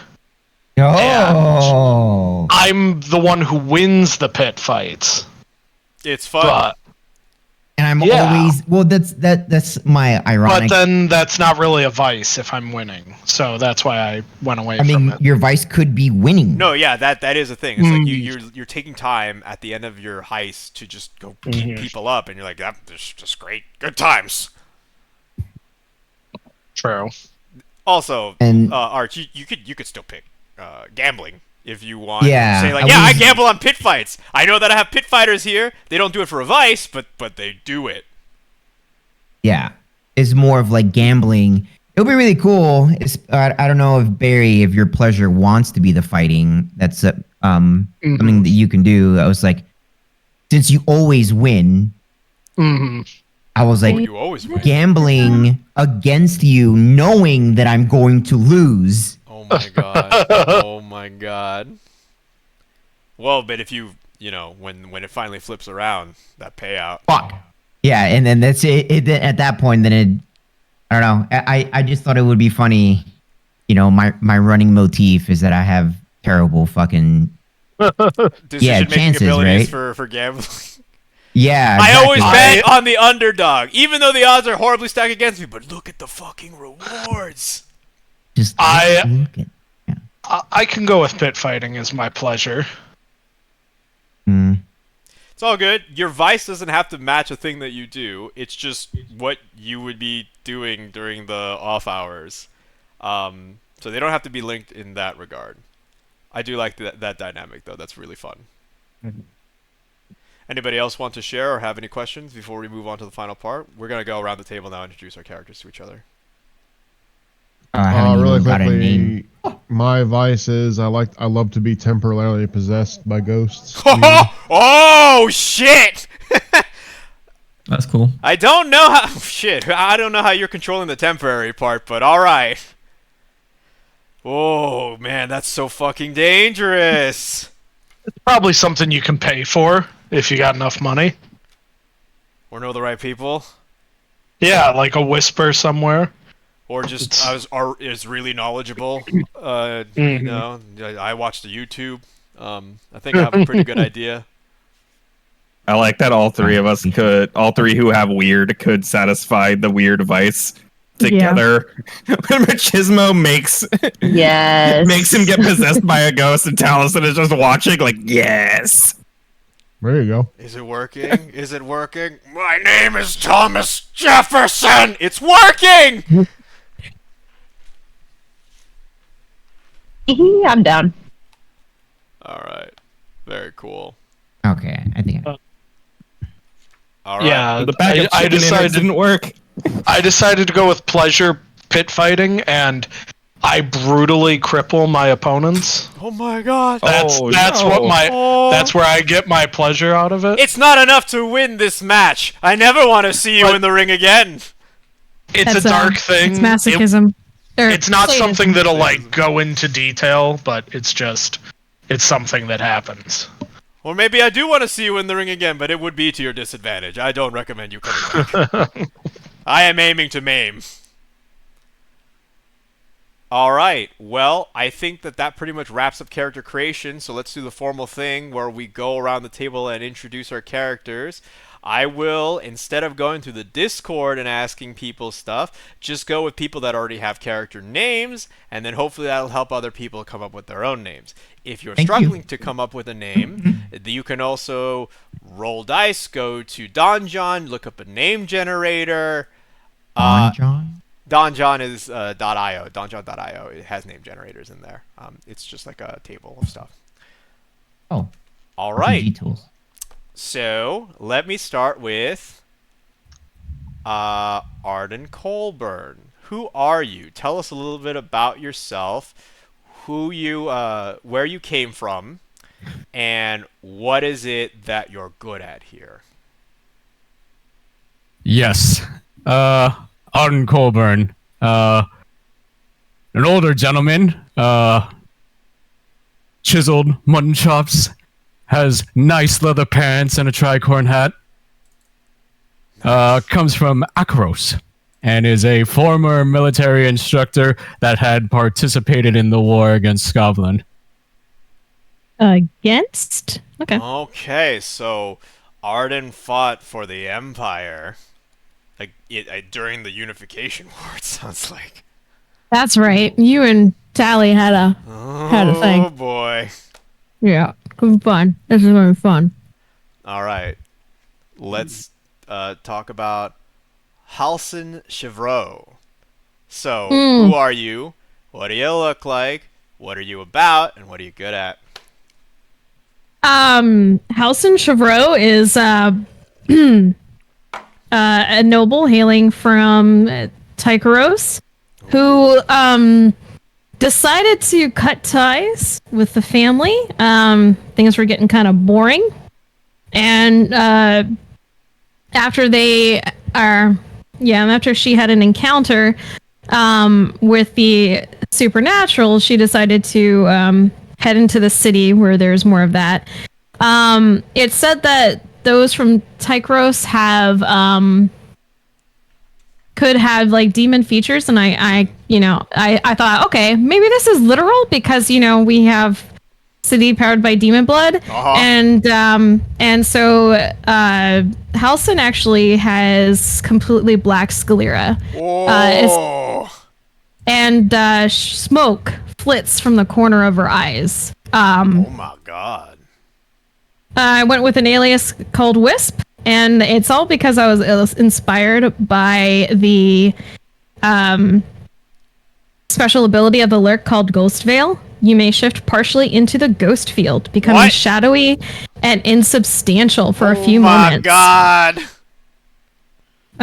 You can take two stress when you use this, and 1 stress for each extra feature. It lasts for a few minutes rather than moments. You are invisible rather than shadowy, or you may float through the air like a ghost. This makes a lot of sense, given the Empire's perception of what Tycherosi are. Yes. So because of that, I'm like, yeah, let's just make this literal demon stuff. And, that's why we have this special ability. And that's why we look the way we do. Totally going with the top hat. You're a showman. That's terrifying. I am a showman. I am a noble. Figured those could go hand in hand. A little bit there, a little bit of ego. I opted for silver chin length hair. She's going to be 5'10", so very tall. And just a very, high in finesse, so just a very graceful, finessey individual, and that's what I got so far. Love it. Love it. All right. Ignatius Max. Who are you? What do you look like? Ignatius Max is very handsome. He wears a heavy jacket and he's very brooding. He is Tycheros heritage. His defining features are his stained glass fingernails that he has. Damn. He's a former Empire military operative. That's where he gets his whispery background from. His alias is he's known as the Halfling because he's 5'7", and he's known for his intense curiosity and his tendency to collect strange things. Oh, I love it. Mm-hmm. All right. Taliesin Creed. Who are you?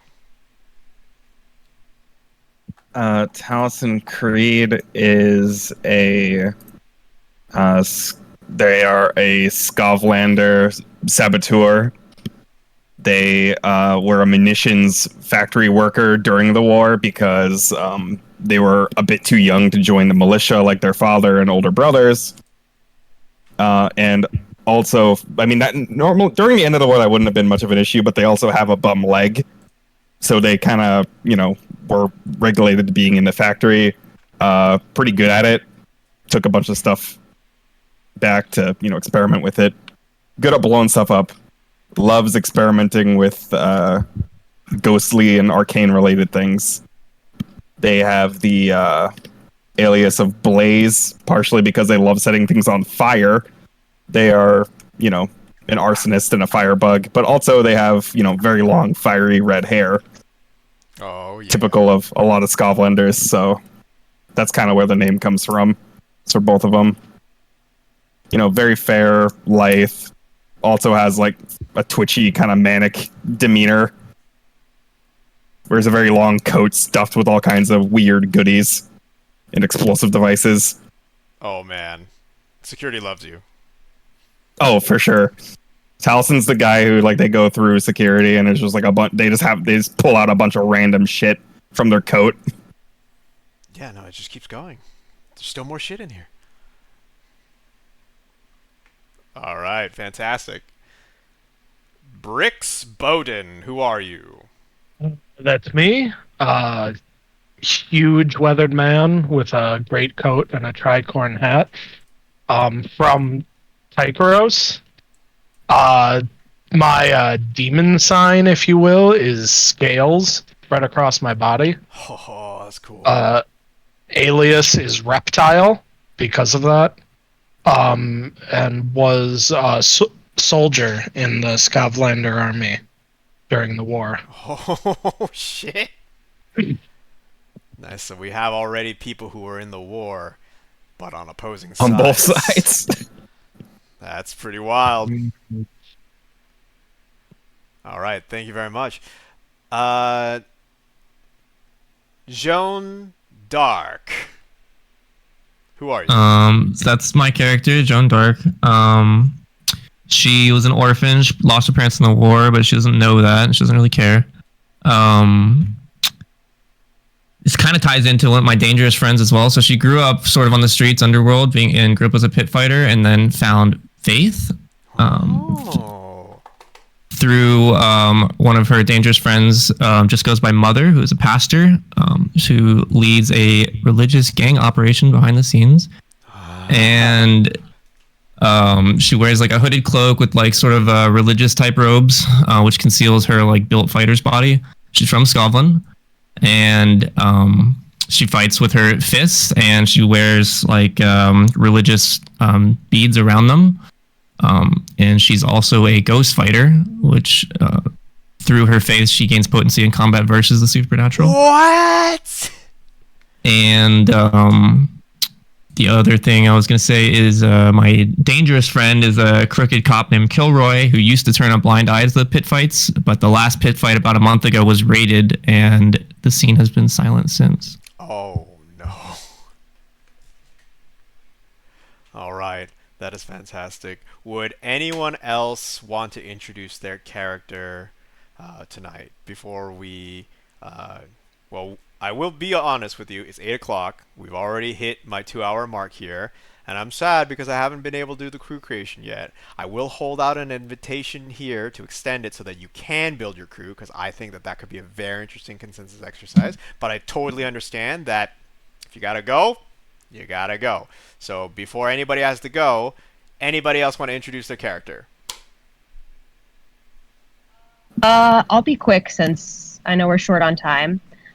My character is Beatty McDixon. He I love it. So Beatty, he's in a transitory period of his life. He used to be the biggest, and he was recently surpassed by his rival. And now he doesn't know who he is. He's 6'6", square jaw, very veiny. He's from the Dagger Isles. And now that he's not the biggest in the world anymore, he needs to figure out who he really is. And he thinks he's going to try to find himself through, ghosts, through spirituality, since he's always been able to hear voices, but he's never really listened to them before. So, yeah. And BD is short for big dick, by the way. I was going to ask what BD was. All right. Yeah, he used to have the biggest dick in the world. It was a huge part of his identity, so much so that he even changed his name. And now his name isn't even accurate anymore. So he doesn't know who he is. He's going to hopefully find himself on this journey with all of you. BD is in the 3rd season of his life right now. Man, can we go back to that first season? It was so good. Oh yeah, the golden era. God damn it, Michelle. All right, thank The you. Golden Age arc. It's amazing. All right. Anybody else want to go? I guess I'll go. I don't know about this yet, I guess. No worries. Right now, I have a very kind of bare bones. My character's name is Prince Aaron Weber. I like it. His alias is people just call him Prince, Ooh. but it's a double joke because he is half Peruvian and half Isles. And the story behind that is his father jumped from ship to ship and wanted to settle down when he ended up in the land of Ruvia. And of course, there met his mother going against the family. And of course, the Weber name has followed him, and he's viewed very, very poorly. So he, as a way to get back, he joined the military as an infiltration specialist. He, of course, being from that area, he has light caramel skin and light colored eyes. He kind of like his personality is in terms of what he wears, he doesn't know. He's been lost in the sauce for so long, he kind of doesn't know who he is. So he acts more of a social chameleon. It's like when you live the lie for so long, you become the lie. Right. And in turn, he has developed attachment issues or issues with connecting, whether it be emotional or physical, and that converts into his vice. He gains pleasure from gratifications from lovers. Lovers, in this sense, could be physical, not really sexual. Yeah. More of touching, massaging, relaxation, stuff like that. Because he never got it in his youth. Now he craves it. So he will literally go through 2 brothels, not for the sexual pleasure, but just for the emotional or companionship. Companionship part. Oh, that's sad, man. It's just Prince been so engrossed in a duplicitous life that they are just completely jaded by what a real relationship or anything means. Nothing is concrete, basically. And so, that vice is sort of that fleeting moment where they can feel like they have a friend. Yeah, I also found it funny that, well, I don't know if it'll stick. This is up to the group. The reason why I put Prince in parentheses is because he is a prince from Eruvia. Really? But he left it behind, but in a way of kind of like a serial killer leaves puzzle pieces. Uh-huh. Oh Jesus. His alias is Prince. So people would call him Prince, but no one knows that he's an actual prince. That's actually... It's the new Nigerian prince scam, That's right? actually ridiculously important for later. That's pretty cool. Yeah. Thank you so much for sharing that. All right, guys. So here's the deal I cut you. To do crew creation together, it will probably take another hour. I think it's a cool exercise to do, and we should knock it out as a session 0 because it's just something you do. However, I totally understand if you have to go. So if you do, sorry that I went over time. Sometimes that happens when we're all having a good time there. So, does anyone need to go first? I need to go pee. Fortunately, I need to gotta go pee. I have to get up at 3 o'clock in the morning, so for Okay. work. So I gotta bail. All right. So, see you later, John. I'll catch you later. We'll talk about the gang stuff in a little bit, and I'll share it on the thing. Everybody else, go to the bathroom. You got 2 minutes, and then we'll come back, talk about the crew. Sick. Put it back. Yep.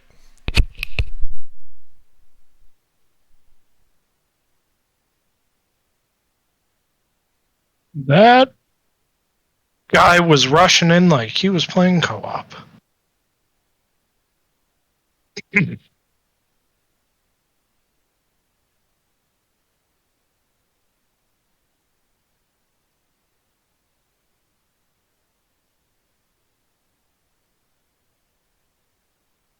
Walk off, Wooster. You are a big day.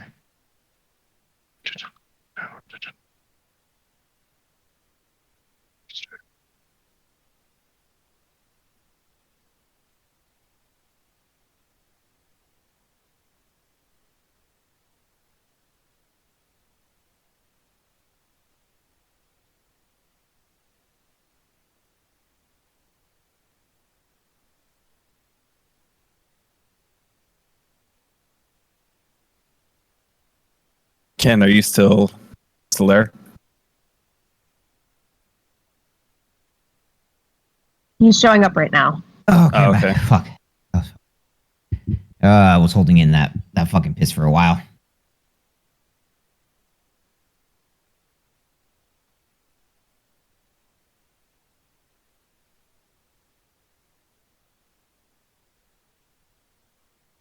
But All right. Sorry, give him 1 more minute. He's almost done. That's fine. Where I didn't start a World of Warships match.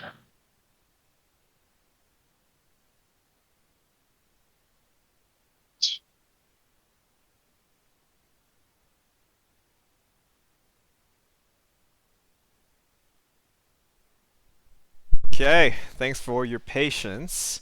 We can continue. Oh, Michelle said somebody asked for something.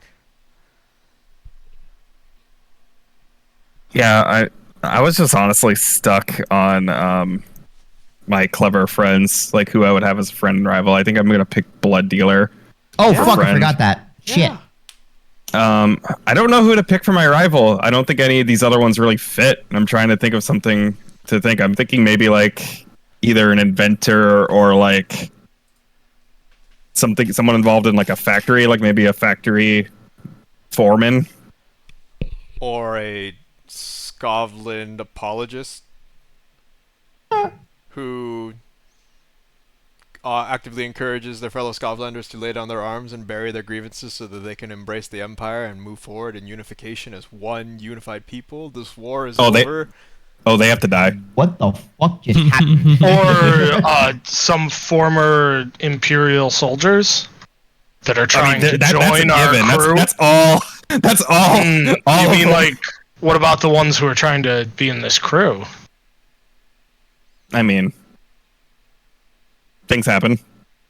Yeah, it's up to you. I think that whatever you choose should be something that you're willing to be like, I want to engage in that conflict so bad. To settle the score. Do we end up getting more friends? Yeah, making contacts, making enemies. You'll have plenty of opportunity. Can your rivals become your friends and vice versa? Yes. Ooh. Cool. Pretty good. Typically, if they're your friends, it's things that as complications, I put them in danger, make you obligated to them, yada yada. And if they're your rivals, I tend to make them a problem for you. Get shit on, Jailbird. Yamato. Jailbird. All right. Shall I then go into crew creation? Yes. Okay, let's do it. So, before, we were sort of collaborating, but more or less hashing out our own unique stuff. Now, together, we are going to create the extra character, which is known as the crew. In Blades, the crew serves as a gang, organization, or institution that has taken all of you in. You're all a part of it, founding it and everything like that, and serves as like the lasting legacy that all of the characters that you make and play in this campaign will leave behind, right? So think of it as like the startup of a gang or something like that. Before we get started, we need to do step 1 here, choosing the crew type. The crew type that we pick will determine the group's purpose, the special abilities that they get, and how they advance. As an aside, all your crews begin at what is known as tier 0, and if you were curious, there are 5 tiers of power in this game. So naturally, we start at the bottom. Alright, so let's take a look at the types of crews that we have available to us. So there are assassins, bravos. Let me not read them off like that. Let me actually get you a description. Crew. All right. Let's do crew creation. All right. So I'll read off to you what their names are and what they're about. There are 6 different types of crews to choose from. Keep in mind that even though they sound like they're kind of specific, they can branch out and do many kind of heist jobs or whatever in the city. This just kind of themes them in a direction that you want your campaign to go. So let's start with the first one. Assassins. Killers for hire. They execute accidents, disappearances, murders, and ransoms. The next one is called Bravos. These are mercenaries and thugs. They execute battles, extortion, sabotage, and smash and grabs. Next one is called Cult. These are acolytes of a forgotten god. They execute artifact acquisitions, auguries, consecrations, and sacrifices. Next one is Hawkers. They are vice dealers. They execute in product procurement, covert sales, shows of force, and social events. The next one is Shadows. Thieves and spies. They execute burglaries, espionage, robberies, and sabotage. And the final one is Smugglers. They are contraband transporters. They execute clandestine deliveries, territory control, and expeditions outside of the city. So, consensus type. You want to try to determine what type of scores do you feel, like the missions, do you feel like you as a crew would like to see the most of? Because based on that, that is the crew that you should pick. So of the we all have to do this as a table. It's a table, right? We will not have 4 different crews. There's one crew. Could we get a review of what we actually have? We have, 2 cutters, 2 slides. Those are spies. Uh-huh. A we hound. have a slide, 2 cutters. We have at least one of everything. A little, yeah. The only thing that we didn't get on our crew was... I thought we had 2 slides. Actually, we have one of everything, I think, right? No, yeah, it's just one of everything. Yeah. And then 2 cutters, I think. And 2, the last one. 2 whispers. Whispers, yeah. I No, mean, we who's the other whisperer? No, we don't. John. No, we don't. Yeah, John's Wasn't playing Sadie the. Oh no, you I'm a changed. That's right. That's John's, right. John's a spider. Yeah. Never mind. So we have one of It's everything one of and everything. 2 cutter. 2 cutters. Oh, okay. It's perfect. Oh, so yeah, really, we're fit for pretty much anything. We're just a little extra punchy. Maybe Bravos, I guess. We're extra Mercenaries and punchy. thugs. I don't know. Execute battles, extortion, sabotage, and smash and grabs. Well, being extra punchy could help for any of these things. For like assassin, cult. Yeah, but it's I mean, you gonna be gotta have punch. You gotta how have the punchy world guys to. looks at us as well. Oh, yeah, that's true. There's no obvious choice because we're kind of an eclectic group. Well, I remember a lot of people did have skirmishing skill. one of the themes that I heard got brought up was there's quite a bit of non-Akarosian here, and I know that there's Skovlan independent sentiment. So it may be that a thing that the organization does often is operations to either destabilize the Empire in Doskvol or to somehow empower Skovlan nationalism or independence. So in that case, That sounds murky. that does sound pretty murky. One of them would be Bravos, because that is like, we just fuck shit up and we do it in the name of Skovlan independence. Sometimes, but other times it's for money, and sometimes it's for fun, right?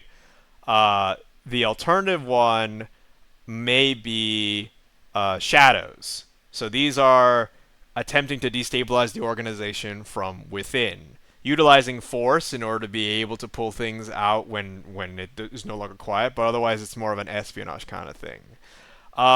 One that may also be interesting to you, if you are planning on decapitating the Akarosi Empire or its presence in Doskvol, assassins may be a thing that you want to consider.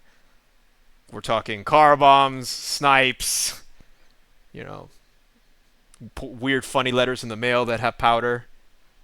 I mean, that sounds like Talison's bread and butter is stuff like that. I'm leaning towards maybe Bravos, Assassins, or Shadows. It's pretty cool. Mm-hmm. Yeah, as a Scotlander, That's just my 2 cents. Bravos. Okay, yep. So it's 2 for Bravo so far.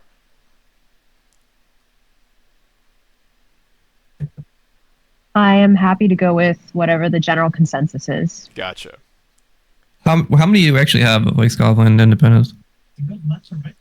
Me. There's like 2 of you. I mean, I'm not like Talison's not like, I think we have 3 their characters that dedication have to the cause is affiliation. very sporadic. We have 3 people who have affiliation with Skovlan. So 3 Yeah. for independence. How many against independence?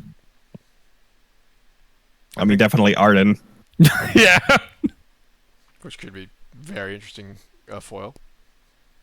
I mean, as far as Taliesin is concerned, any action they do that's causing chaos in Duskval is undermining the Empire, and that's helping the cause. Yeah.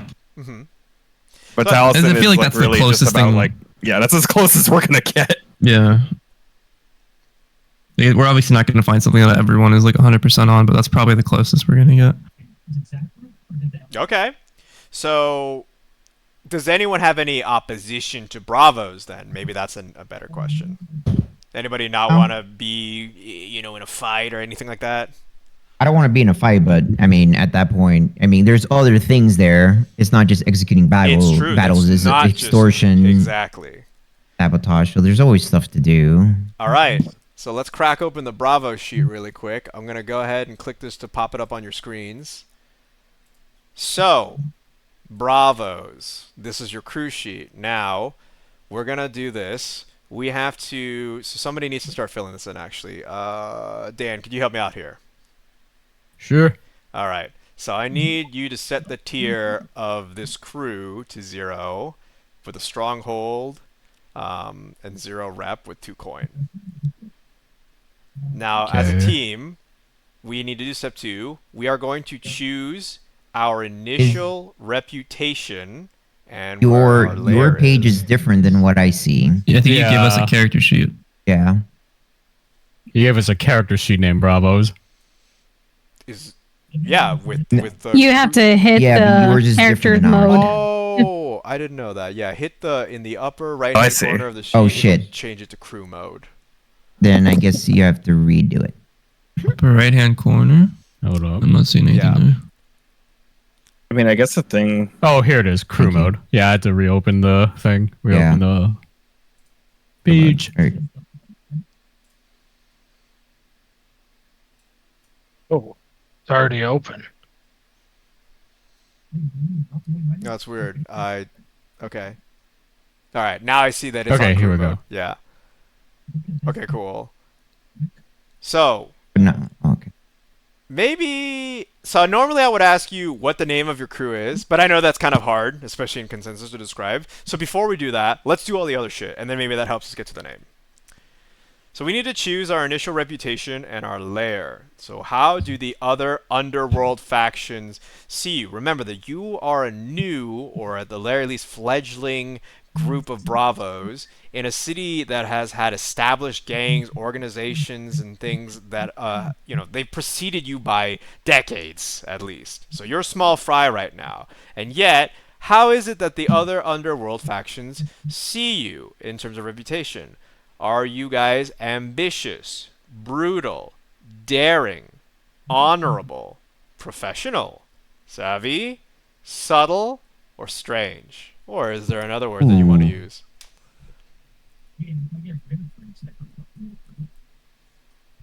I have my suggestion, but I don't know.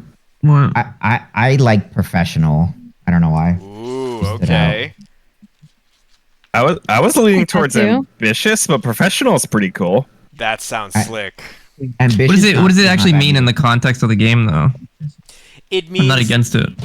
it's more of It's like more a how we thematic carry thing. ourselves. Exactly. So if you're saying that you're a professional type of organization, that might attract certain types of attention that might be beneficial. So maybe noble houses will do business with you or are aware of okay. you. But perhaps then that also means street gangs either do not look well upon you because they think that you're too stuffy. Revolutionaries might not look well on you because they think that you're actually a bot type of organization, that kind of thing. So like looking at it, like I guess like you could see like a professional crew of bravos as like, yeah, we're street thugs, we're mercenaries, but we might have like a uniform or like something that like You have moral. some Calculating. signifier standard. that Wouldn't that be more standard, honorable? a symbol or something. Well, honorable Not necessarily. would be by like a code. We'd have a But- code. Right. We'd be like, yeah. So if you were honorable, then it implies that your crew had, it puts certain things off limits, right? You love throwing bombs everywhere, but you would never throw a bomb at an orphanage. And you would never attack unarmed people. And kind of stuff like that. You always give people another chance to fight back. So that might Professional just means that like we carry ourselves in a certain way. Right. You don't just like randomly do acts of violence. You always make sure that you do your best to keep things either quiet or as loud as you had planned it to do. We don't go off the book either. The client try wants, to and the stick- client gets what they want. Right. kind of Or thing. if you plan your own Very operation, meticulous. you want to make sure that you're doing it precisely as you planned it so that there is as minimal collateral damage as possible, unless that was the goal, which in that case there's as much collateral damage as you intended. No witnesses. That's another one. There's a perfectly stealthy operation because everybody is dead. Ambitious. If we were ambitious, we would be like taking to the streets like we already own it. You always like, gun for higher tier factions. You right. never We back always down. go. We always punch up. Right. Brutal is, I don't have to explain it to you. Daring could also be like ambitious as well, but perhaps you are always challenging above your station. You do things that nobody else would do. Not because you're seeking fame or glory, but because you're bored and it's time to get exciting. I just want to feel something again.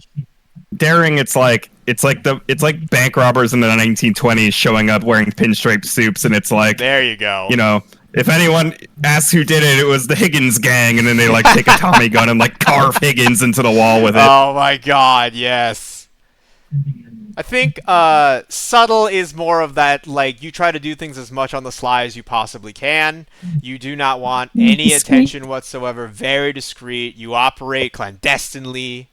Savvy is a very connected, social type of organization that may know exactly who's who on the streets. You might be full of fixers or people who know who to contact for what and where.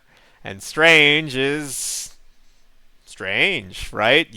Everybody thinks that there's something weird or off about your They leave crew. the fecal matter calling card on the wall. It's bizarre. It's unsettling. Nobody wants to deal with that. Another one of them burning bags on my porch. Better stomp it out with my boots. No, Dad! Oh, Dad, no, this is the third time. But I'm down for professional or even savvy. Be kind of cool. Yeah, they all sound cool. I'm trying to think what would like fit the best for the Scotland angle. So I think a professional independence movement, for instance, might be like Che Guevara's revolutionaries. The way that you overthrow a government isn't through just violently taking to arms and hoping for the best. There's a system. You set up networks of contacts. You recruit the right people. You train the right leaders. You separate the cells so that no one can compromise another. And you plan on the date, right, when the uprising will occur. It's done systematically, methodically. You've done it before. Or you've So tried to do is it our before. gang of Bravos actually like an independence movement? Like we're playing comrades, or like we'll do things related to it sometimes because we have people who are interested in it. Seems that that's a theme, but does anyone have any opposition toward that? That doesn't mean that everything you do has to be towards some kind of a Scotland independence thing, but it might mean that a good amount of scores may be related to that. Only because I know we have some Imperial folks here. I feel like Dan would have to be the most as far as Well, and how would that fit wasn't your John also Imperial? You're an Imperial, honey? You're an I Imperial? thought he said he was. Yeah, he is. Pay me money. I'll do the job. I'll still hate you, but Okay.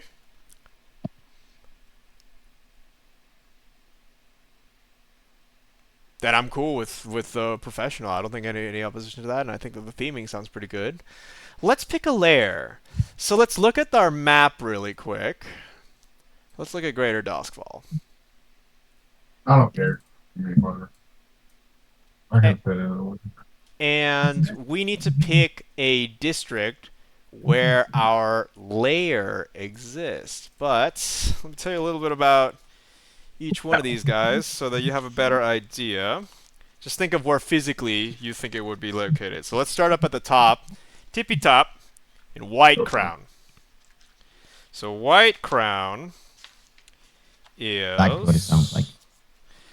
sits atop a grand peak on the islands across North Hook Channel from the city proper. From this lofty height, the Lord Governor's stronghold oversees all, flanked by the grand estates of the most powerful nobility and the extravagantly appointed campus of Doskvol Academy. White Crown is rich and rarefied world unto itself. Most citizens live out their entire lives in the city without ever once crossing the bridge to the glittering spires of wealth and power there. So this is a very posh place with the common traits being wealth as max. Rich people live here.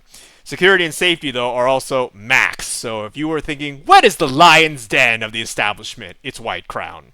The criminal influence here is negligible. There are no criminal organizations here unless you consider the Empire a criminal organization. And the occult influence is moderate, believe it or not. It looks like rich people can get interested in the arcane.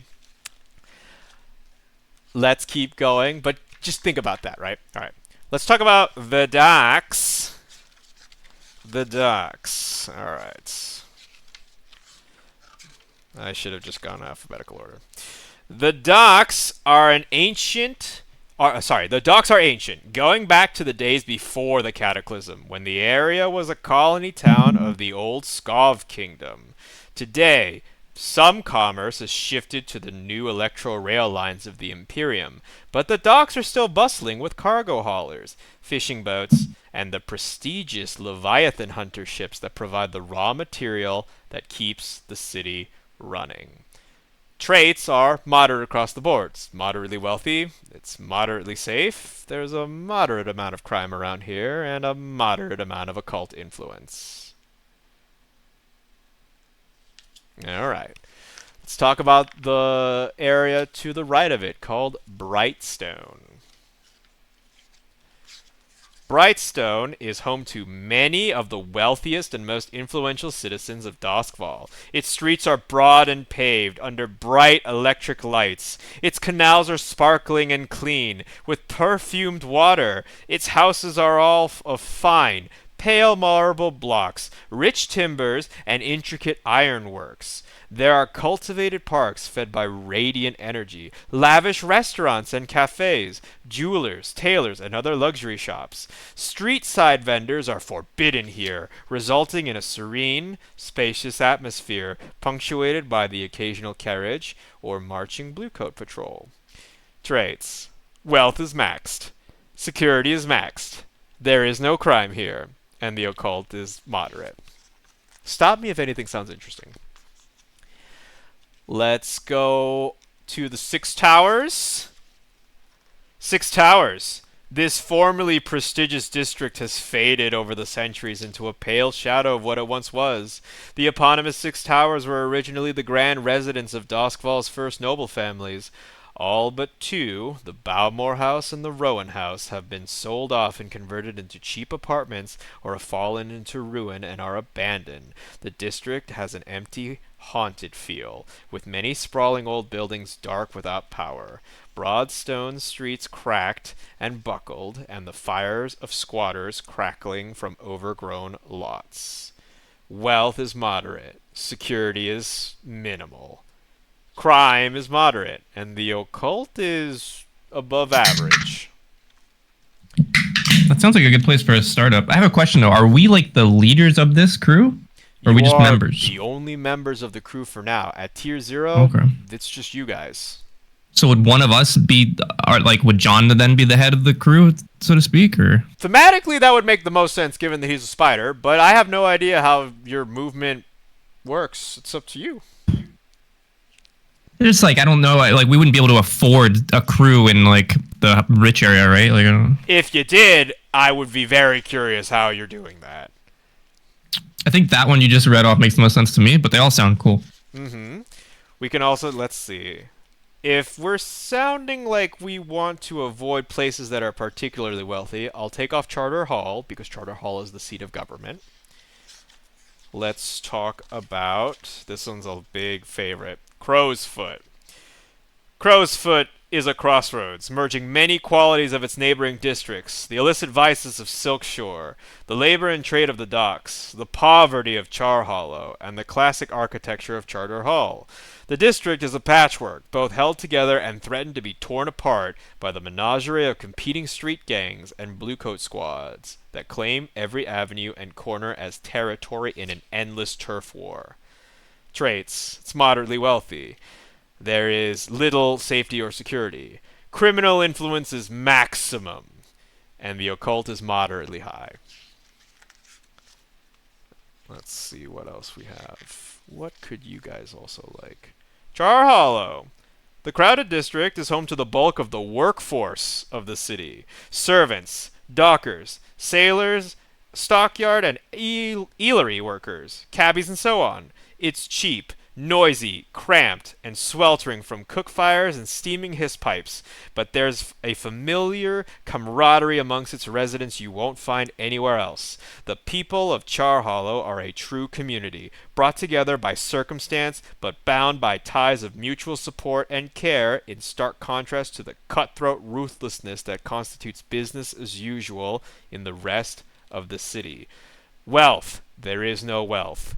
Security and safety. It's moderate. Criminal influence. It's slow, and there is no occult influence here. Like Hell's Be a good Kitchen. one for professionalism. Could be good for professionalism. This is basically where all the workers live. Let's talk about something with vice. The night market? No, that's commerce. I'll talk about commerce. The night market is a district dominated by commerce. Situated near the Gadok rail station, night market receives the bulk of saleable goods from cargo trains that travel across the Imperium, bringing the exotic and rare to Doskwall. The citizens called night market home constitute a new class of elites, wealthy people who are not of noble descent, but nevertheless claim land, status, and power without titles. The district has been taken over by new construction, introducing lavish private townhouses with all the modern advances for the elites that can afford them. Wealth, above average. Security and safety, also above average. Criminal influence, moderate. And the occult, pretty small. But maybe you like Coal Town, right? All right. Coleridge. Coleridge is home to most of the machinists, industrial laborers, and factories of the city. It is a cramped, soot-choked, and loud, spewing dense clouds of black smoke, showers of sparks, and burning cinders. The old elevated train line that once hauled coal now carries heavy equipment and raw materials to and from the Gaddock station, though many of the ancient tracks and cars have been abandoned to squatters who have converted them into makeshift homes. It's pretty poor across the board. There is no safety. The criminal influence is low. The occult is low. Where is my pleasure district? I think Silk Shore. The Silk Shore. Wouldn't that be Silk Shore? Crisscrossed by dozens of narrow canals, Silk Shore is a district best navigated by gondola, as most visitors to the Red Lamp district do. The brothels, vice dens, food stalls, and exotic shops all perch at the waterside, ready to satisfy the appetites of their clientele, no questions asked. Silk Shore is a place of public indulgence and private indelicacy, catering to every pleasure imaginable, as well as some that strains the bounds of fantasy. Wealth is moderate, security is moderate, criminal influence is above average, and the occult is below average. Honestly, I'd do it just for the gondolas. That's the daily driver. You work where the brothels are and get around a gondola. Shall we talk about the very poor town? Dunslow. Dunslow is a ghetto for the destitute poor of the city, as well as the site of the Iron Hook prison and its labor camp. Originally, the ghetto was a neighborhood for the families of prisoners, but over the years, extreme poverty and neglect have worn it down into a sodden ruin.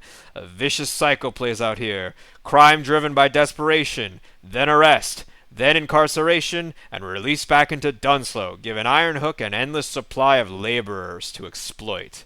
There is no wealth in Dunslow. There is no security or safety in Dunslow. Criminal influence is moderate, and the occult is below average.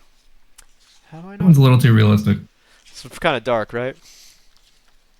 A little too real. That's just a I was thinking Coleridge might be a good place for us to like. Coleridge is lay the low. factory. Sounds like the night market is the the bougie side. Silk Shore is the red light district. Have we talked about Barrowcliff? Barrowcliff is home to the laborers and overseers of the Ministry of Preservation who attend the radiant energy farms of Doskval. It is a dusty rural district with simple wooden buildings of only 1 or 2 stories and wide dirt roads to accommodate large cargo wagons. The farmers of Barrowcliff are organized into tight-knit, family-based clans that are proud of their vital role in the city's welfare and hold themselves apart from the city folk across the river. Outsiders are welcome here for an honest trade, but are met with cold suspicion otherwise. It's not very wealthy, it's very secure. There are no criminals and there is no occult. That is the countryside. Probably not that one. So it sounds like we're looking at Six Towers, Coleridge, Yep. and the Silk Shore. So of those 3, Six Towers was a place of wealth and opulence that has now fallen into decay. It is a sprawl that is no longer wealthy. Coleridge is the factory town. Silk Shore is the red light. Where is your lair? Those are all good. They're all good. I'm down with any of them.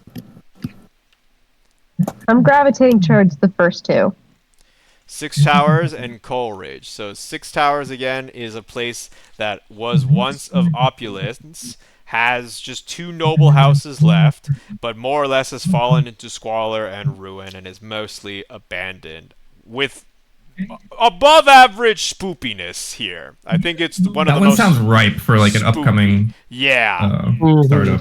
Yeah. I do like spooky. Towers. We could hide in like we could be hiding in like an old manor. Yeah. Like a crumbled like castle or some shit. I'm going to point out something funny. the beta group also picked the 6 towers. We did. We did? Yes, We did. Didn't remember. it is Because it's the spooky one. hilarious. I believe that you guys like Mm. blew up the Rowan house or something like that, or you were going to, or you lived in it. One or the other. It was fun. I like the idea then. The 6 towers it is. So I'm going to put this guy here. We won't name it yet, because you don't have a name yet. Alright. So now that we've done that, let's go back to our crew creation. We must establish our hunting grounds. Take a look at the map and pick a district in which we place our hunting grounds and decide how to deal with a faction that claims the area.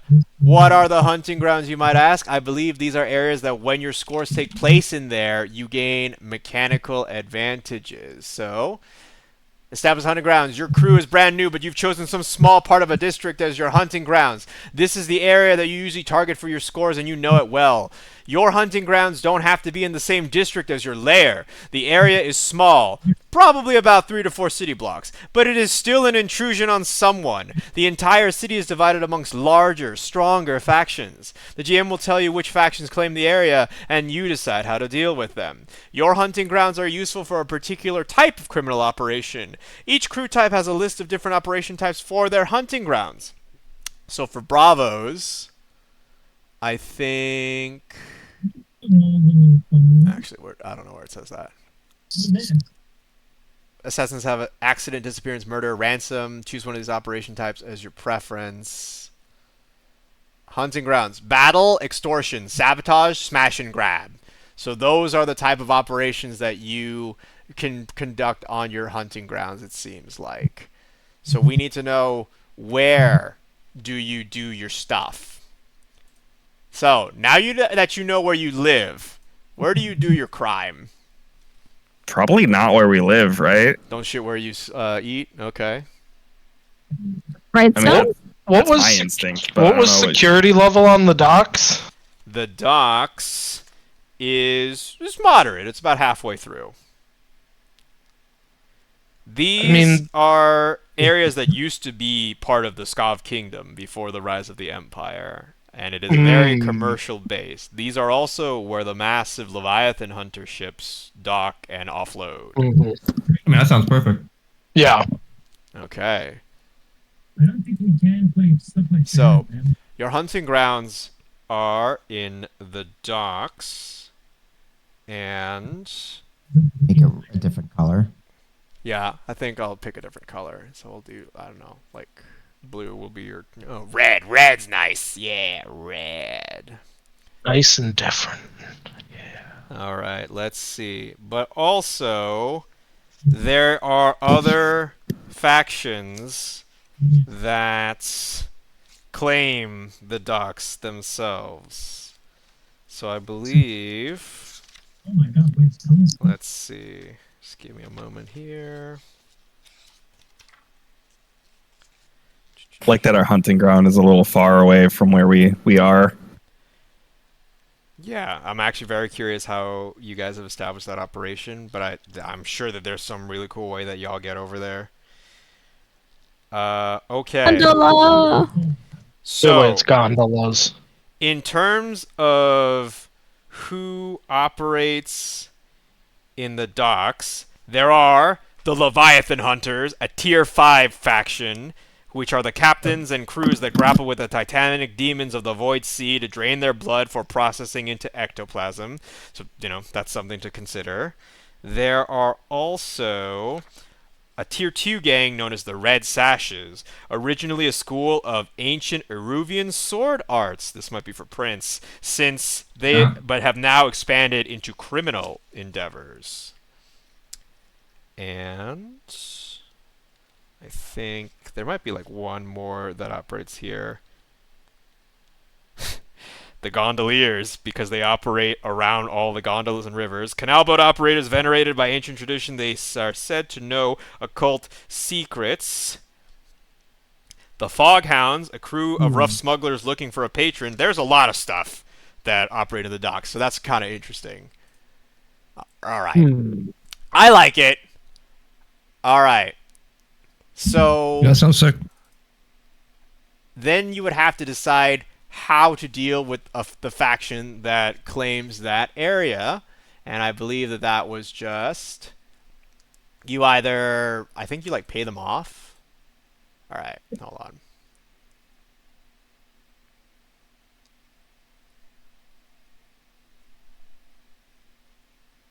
Okay. Establish the hunting grounds. We get special abilities. Yes, you do. So you either pay them off, so you give them 1 coin in exchange for giving you room to work. You pay the faction 2 coins as a show of respect and gain +1 status with them. You keep your money and you take -1 status with that faction. So let's say, I think that the most pressing one that we can pick for your tier or your scale is the Red Sashes. They are a sword fighting school that are originally from Eruvia.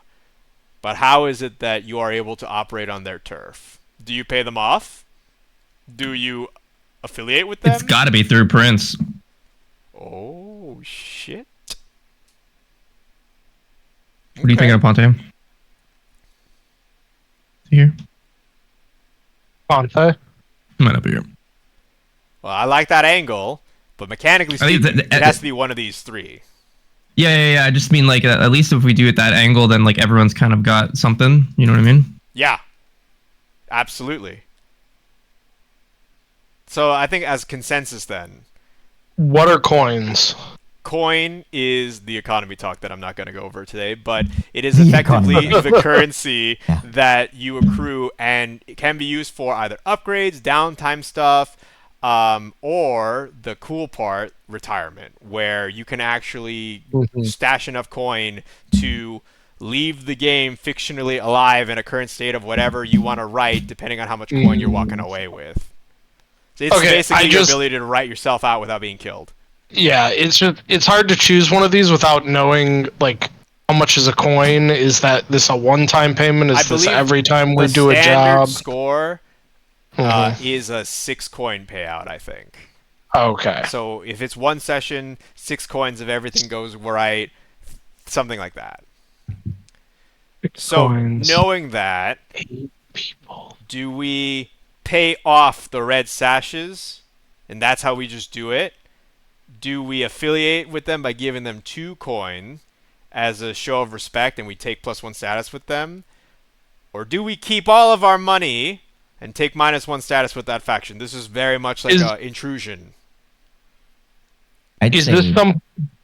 But this almost sounds like something we decide each time we do a job. Yeah, I think that you have to pay like as a upkeep, I think. Mm-hmm. So I guess how is it that we deal with these people though? I like the idea of affiliating with them to start off with. I mean, they came from a school. They have like a professional. Yeah, just to start off, like maybe the 1 coin to start off. Like there's like a mutual respect, like we're both professionals. Right. Oh, okay. I still like the idea that Aponte is the broker, though. I think we should go with that angle. They are Eruvian. He is Eruvian. Maybe somebody knows who he actually is. Maybe that's dangerous. All right. So let's do that. We'll pay the faction 2 coin as a show of respect and gain +1 status with them. So I'll make the marking there, but Dan, strike 2 coin off the record for the crew. And then we'll take +1 status with the Red Sashes. Okay. So we've done our hunting ground. We've decided that we're going to affiliate with the Red Sashes that operate out of the docks. Now let us choose a special ability for the crew. They are in the gray column in the middle of the crew sheet. If you cannot decide, the first ability on the list is usually a good one. So let's check it out. Where is our crew sheet? 1, 2, bravos. Okay, special abilities. Ooh, we have a lot. Dangerous, Blood Brothers, Door Kickers, Fiends, Forged in the Fire, Patreon. Why does it repeat at the bottom? I see that too. I don't know. I think that actually lets you. Oh, I don't know why it doubles. That's weird. Take it more than once? No. The same thing happened in the contacts list. That's weird. Yeah, whatever. Mm-hmm. I mean, dangerous does sound good as a default. +1 to one- hunt, skirmish, and wreck. Yeah. I liked Dangerous, Blood Brothers, and Forged in the Fire. When you fight alongside your cohorts in combat, they gain +1 D for teamwork rolls. So I should describe. Cohorts are NPCs that your gang hires to fight with you. So it's an asset that you get. If you don't have cohorts yet, I don't recommend picking this one. But it could come in handy later. Forged in the Fire, I think, was the other one that you said, right, Sadie? Uh-huh. Each PC has been toughened by cruel experiences. You get +1 D to resistance roll. That may be particularly useful because resistance rolls are stress tests. You take 6 stress, which is bad for you, minus your resistance roll, which takes your weakest attribute. If your weakest attribute is 0, you're taking disadvantage, which is bad. Forged in the Fire means that you will never have to do the 2d6 take the lowest for that resistance test. As someone who likes player character death, I like dangerous. Dangerous is good. But I'm down with whatever you guys want. Yeah, Forged in the Fire is like, I plan on using stress a lot. Dangerous is, I don't need stress. I'm going to have a big dice pool. The one thing I notice is there's this ability called Veteran, which lets us take abilities from other crews. Is that just from the crew sheets? Yeah. So we could take any ability that any type of crew could have? Yeah. Hmm. That's why there's blank spots, I think. That's pretty interesting. So you could take something from the Assassin's book. You could take something from the, Smuggler's book.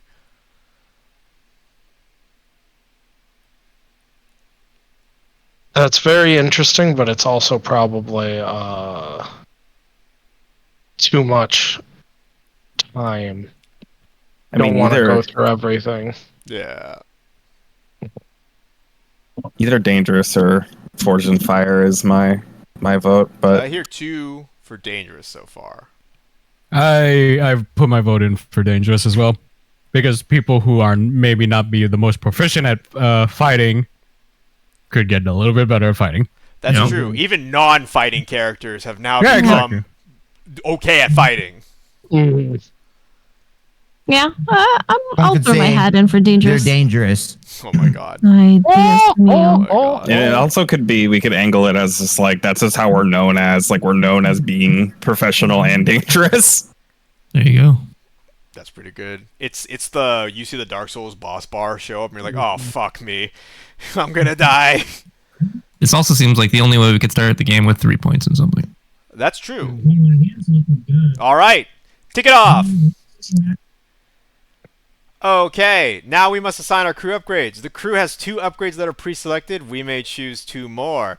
If the crew has a cohort, follow the procedures to create it. Record the faction status changes due to the upgrades.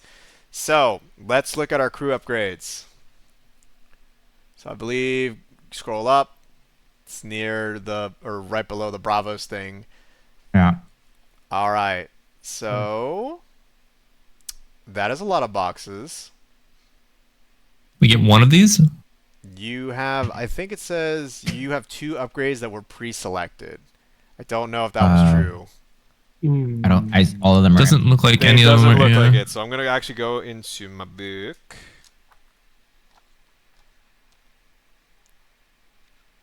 Le book. Le book. Take a If you have look the PDF, Got him, then no? that will be faster. inside a book. Playbooks, crews, Bravo. Okay, so your starting upgrades were training, prowess, which is training. That was selected. That's underneath the crew upgrade gray box. Oh yeah. It's under the layer column, and there's a training column. Yep. Okay, gotcha. And the other one was you actually do have a cohort called Thugs. My bad, Sadie. So yeah, that could have worked out. So you actually already have a cohort of type Thugs. which is fun. That's fun. We got thugs. Now, the upgrades that you can take here are Bravo's rigging. You get 2 free loads worth of weapon or armor slots. For example, you can carry a sword, a pistol, or wear normal armor for 0 load. So 0 load is ultra stealthy. I'm not going in with anything. Bravo's rigging is actually, I look like I'm going in with nothing, but I have a pistol shoved up my ass. Iron Hook contacts. Your tier is effectively +1 higher in prison. That's another fun thing. You can send one of your guys to prison to help you out. It's a mechanic. I won't go over into it too much, but this is more of an advanced, like, I plan on intentionally going to prison kind of deal. Elite Rovers. All of your cohorts with the rover types get +1D to quality rolls for rover-related actions. You don't have one off the start of the bat. You have thugs. Elite Thugs. All of your cohorts with the thug type get +1 to quality rolls for all thug-related actions. So when you roll deep with a cohort of thugs, which is to say it's a team of NPCs that mechanically I just treat as like an extra weapon that you're running with, they will get +1 dice whenever there's a related quality roll. So if it's like, hey, my thugs are going to get into a street fight with those thugs, and you guys are both tier 0, elite thugs mean you actually are tier 1 versus tier 0, so I would add dice to help you out for that. Harden. Each PC gets +1 trauma box. This costs 3 upgrades to unlock, not just 1, so you can't do that off the bat. Alright, so the ones that are the most accessible to us right now then, you're right, all these boxes double up, this is such a weird error, is rigging, thugs, Iron Hook contacts. Those are the 3 that would be the most relevant to you. It's probably the rigging. I would think rigging and thugs, like as professionals, right?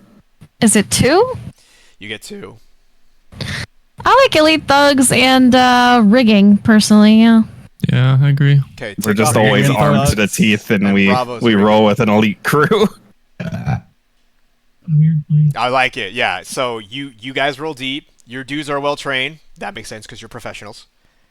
And you've got like war rigging or something like that. Everybody else puts their pistols in their pockets. You have dedicated holsters. Okay. Called a prison wallet. Now let's talk a little bit about the faction status trade for our upgrades. So, how did we get the riggings? Did a faction help us get that upgrade, and then we take 1 status with them, or we spend a coin for 2 statuses with them? So did somebody, one faction helped us get the upgrade? It could have been the Leviathan Hunters at the docks. It could have been the Red Sashes. Probably them if we paid them off. Right? So we can take +1 status with them. Could have been the Gondoliers. Could have also been... But it sounds like you want to max out for the Red Sashes, right? I don't really care either way. I think it makes sense thematically, though. Yeah. Okay. But then... If the Sashes helped us out, so we took +1, so we have 2 with them, a faction was harmed when we got the upgrade. And we have to take -2 with them, or we can spend a coin for -1 status instead. But I don't think we have any more coin. So we have 1 coin left, no? No, we spent 2 to take +1 with the Sashes. Mine still says there's 1 left. Okay. Oh, no, this is just for the crew. You don't put your monies into the crew yet. This is just what the crew had. So... The only 2 factions are, besides the red one, is the gondola one and the boat people. And I think there might be more, to be honest. I think you said the Foghounds? The Foghounds might be one. Let's see. Each faction in Duskwall is just strewn below. The Fringe, the Jade, okay. I hate to interrupt, but I need to duck out now. Alright. I will see you later, Sadie. We'll try to finish Take it easy. Yep. Thanks.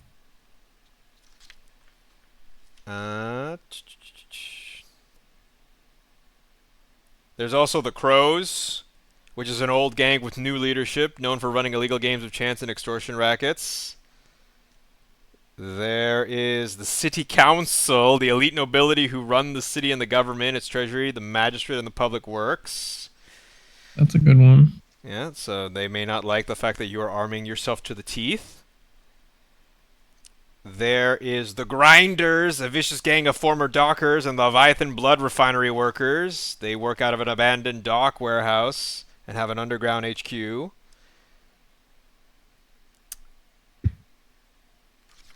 And yeah, so who do you think you fucked over? You thinking the city? You don't like the city, or you could Well, also. if Yep, if one of our things is independence, I think that would go against the city. that makes sense. And of I course, mean, I would think also just the city doesn't like it that a gang of professional people has armed themselves. they're just becoming better armed. Yes, absolutely. Better than them. There's also the universal one, the Bluecoats. These are the cops. The City Watch of Duskfall, known as the meanest gang in the city. Corrupt, violent, and cruel. And... Yep, that sounds good. So I'm going to go then with the City Council sounds like a good one, at least for this upgrade. So we don't have any money to pay them off. -2 status with them. I'll go with that. Sure. Okay.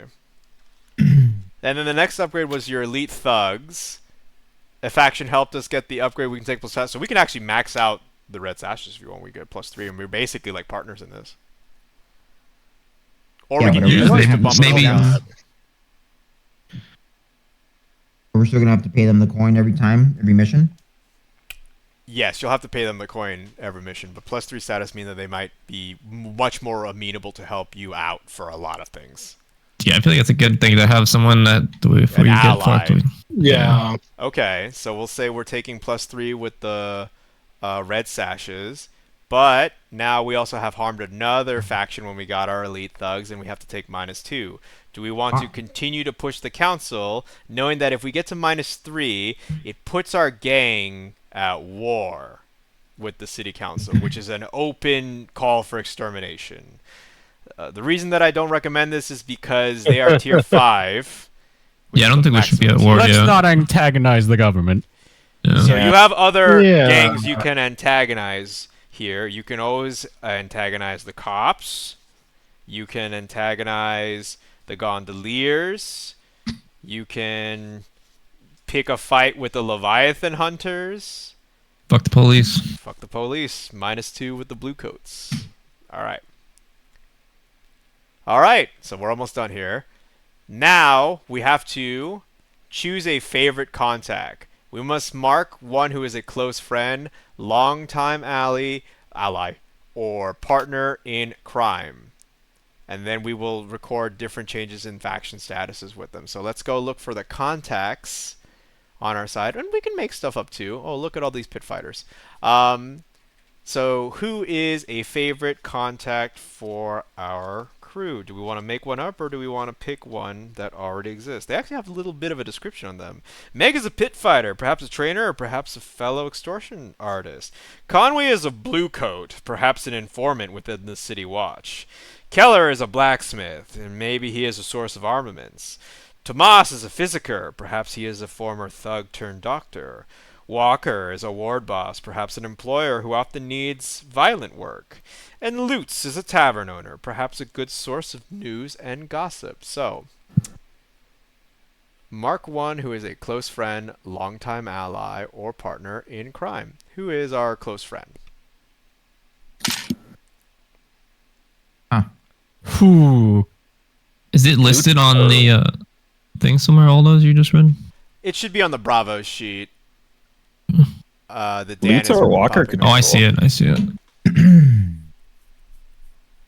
Yeah, Lutz is a tavern owner. a Tavern source of owner is always a good information. one. Yeah. Walker's the ward Always boss. has. We need Yeah. somewhere to have a drink. Also a good place to get information. Loot. Makes sense. That's my friend. Oh, never mind. There you go. Yeah? That's awesome. Yeah, we should lock that in. Yeah, it was either that or the gang leader. Well, that makes sense then. Dude, that's awesome. perfect. Yeah, lock that in. Lock that in. Okay, cool. So, Oh. and then let's see. One faction is friendly with your contact. Take +1 status with them. So, who is a faction that is friendly? We have already maxed out our red sashes. We could use this to level out some of the other factions there, or we could start taking more influence with other factions. And they don't necessarily have to be in the hunting grounds either. They could be like a totally different thing. So like, if you want to say, I want to get more friends with like revolutionaries, you may want to partner up with a crew called the Lost, a group of street toughs and ex-soldiers dedicated to protecting the downtrodden and the hopeless. They're tier 1. You might pick the Grey Cloaks, a crew of former Bluecoats turned to crime after being framed and expelled from the City Watch, although you might also think all cops are bastards, and so you may not ally with them. ACAB. Yep. If you like spoopy, you could start allying yourself with the Dimmer Sisters, a housebound recluses with an occult reputation. I think we do need some sort of occult-based something. We haven't really touched on that yet for Are those occult guys players. in the towers? No, if you're looking for people in the towers, which would make more sense, it would be the Grey Cloaks. It would be... Nah, fuck those guys. No, you don't like the cops, okay. You could... Let's see, 6 hours. You could ally yourself with Lord Skurlock, an ancient noble said to be immortal like the Emperor, possibly a vampire or a sorcerer, obsessed with the occult. Ooh. Yes, I like that sounds great. vampires. Let's do that one. He has a dilapidated manor house in the 6 towers and catacombs beneath. There is an array of business holdings and cult shrines across the city collected for some united purpose known only to Skurlock. Okay, cool. Oh, yeah. Just like the name. That sounds awesome. Okay. I like that we're doing like our thug shit in the docks, and then we have this like weird vampire wizard guy Hell who's like, yeah. just Well, friendly with us back home. Just And like, the He reason, admires our spirit. the He's our reason that neighbor. you're He's taking just like, oh, hey, one neighbor. with him is that you both mutually know Lutz. So There you through go. Lutz, you take +1 status. But somebody hates Lutz. We must take -1 status with them. So I don't think we're going to do the cops anymore. But... Oh, Who would be against the vampire guy? Oh, it would be the, that's a good question, bro. I'm pretty sure it's the Church of Ecstasy. It is a state religion that honors the life of the body and abhors the corrupted spirit world. But it is Oh, no, effectively a perfect. secret maybe society. we shouldn't piss off big organizations, though. They're big, That but would you be only take perfect for my -1 with character. them. You only take -1 with them. So Oh, you're taking alright. -1 with the Church of Ecstasy. That could That's be what I fun. vote for, because that would be like a false religion to me. So +1 for Lord Skurlock and Yeah. -1 for Church. Okay. Yep. Okay, that's cool. And then, at your option, increase the intensity of the faction relationships with your contract by +2 or -2 instead. You could also just do +2 with Skurlock, but you also must take -2 with the Church. Send it. Okay, is Skurlock bankrolling you guys? Ooh. Jesus, why is he doing this? We'll find out later. Yeah. Okay, and that's basically it. The last part, the most important part, now that you've done all the shit for crew creation, what is your crew's name? Hear me out. I know.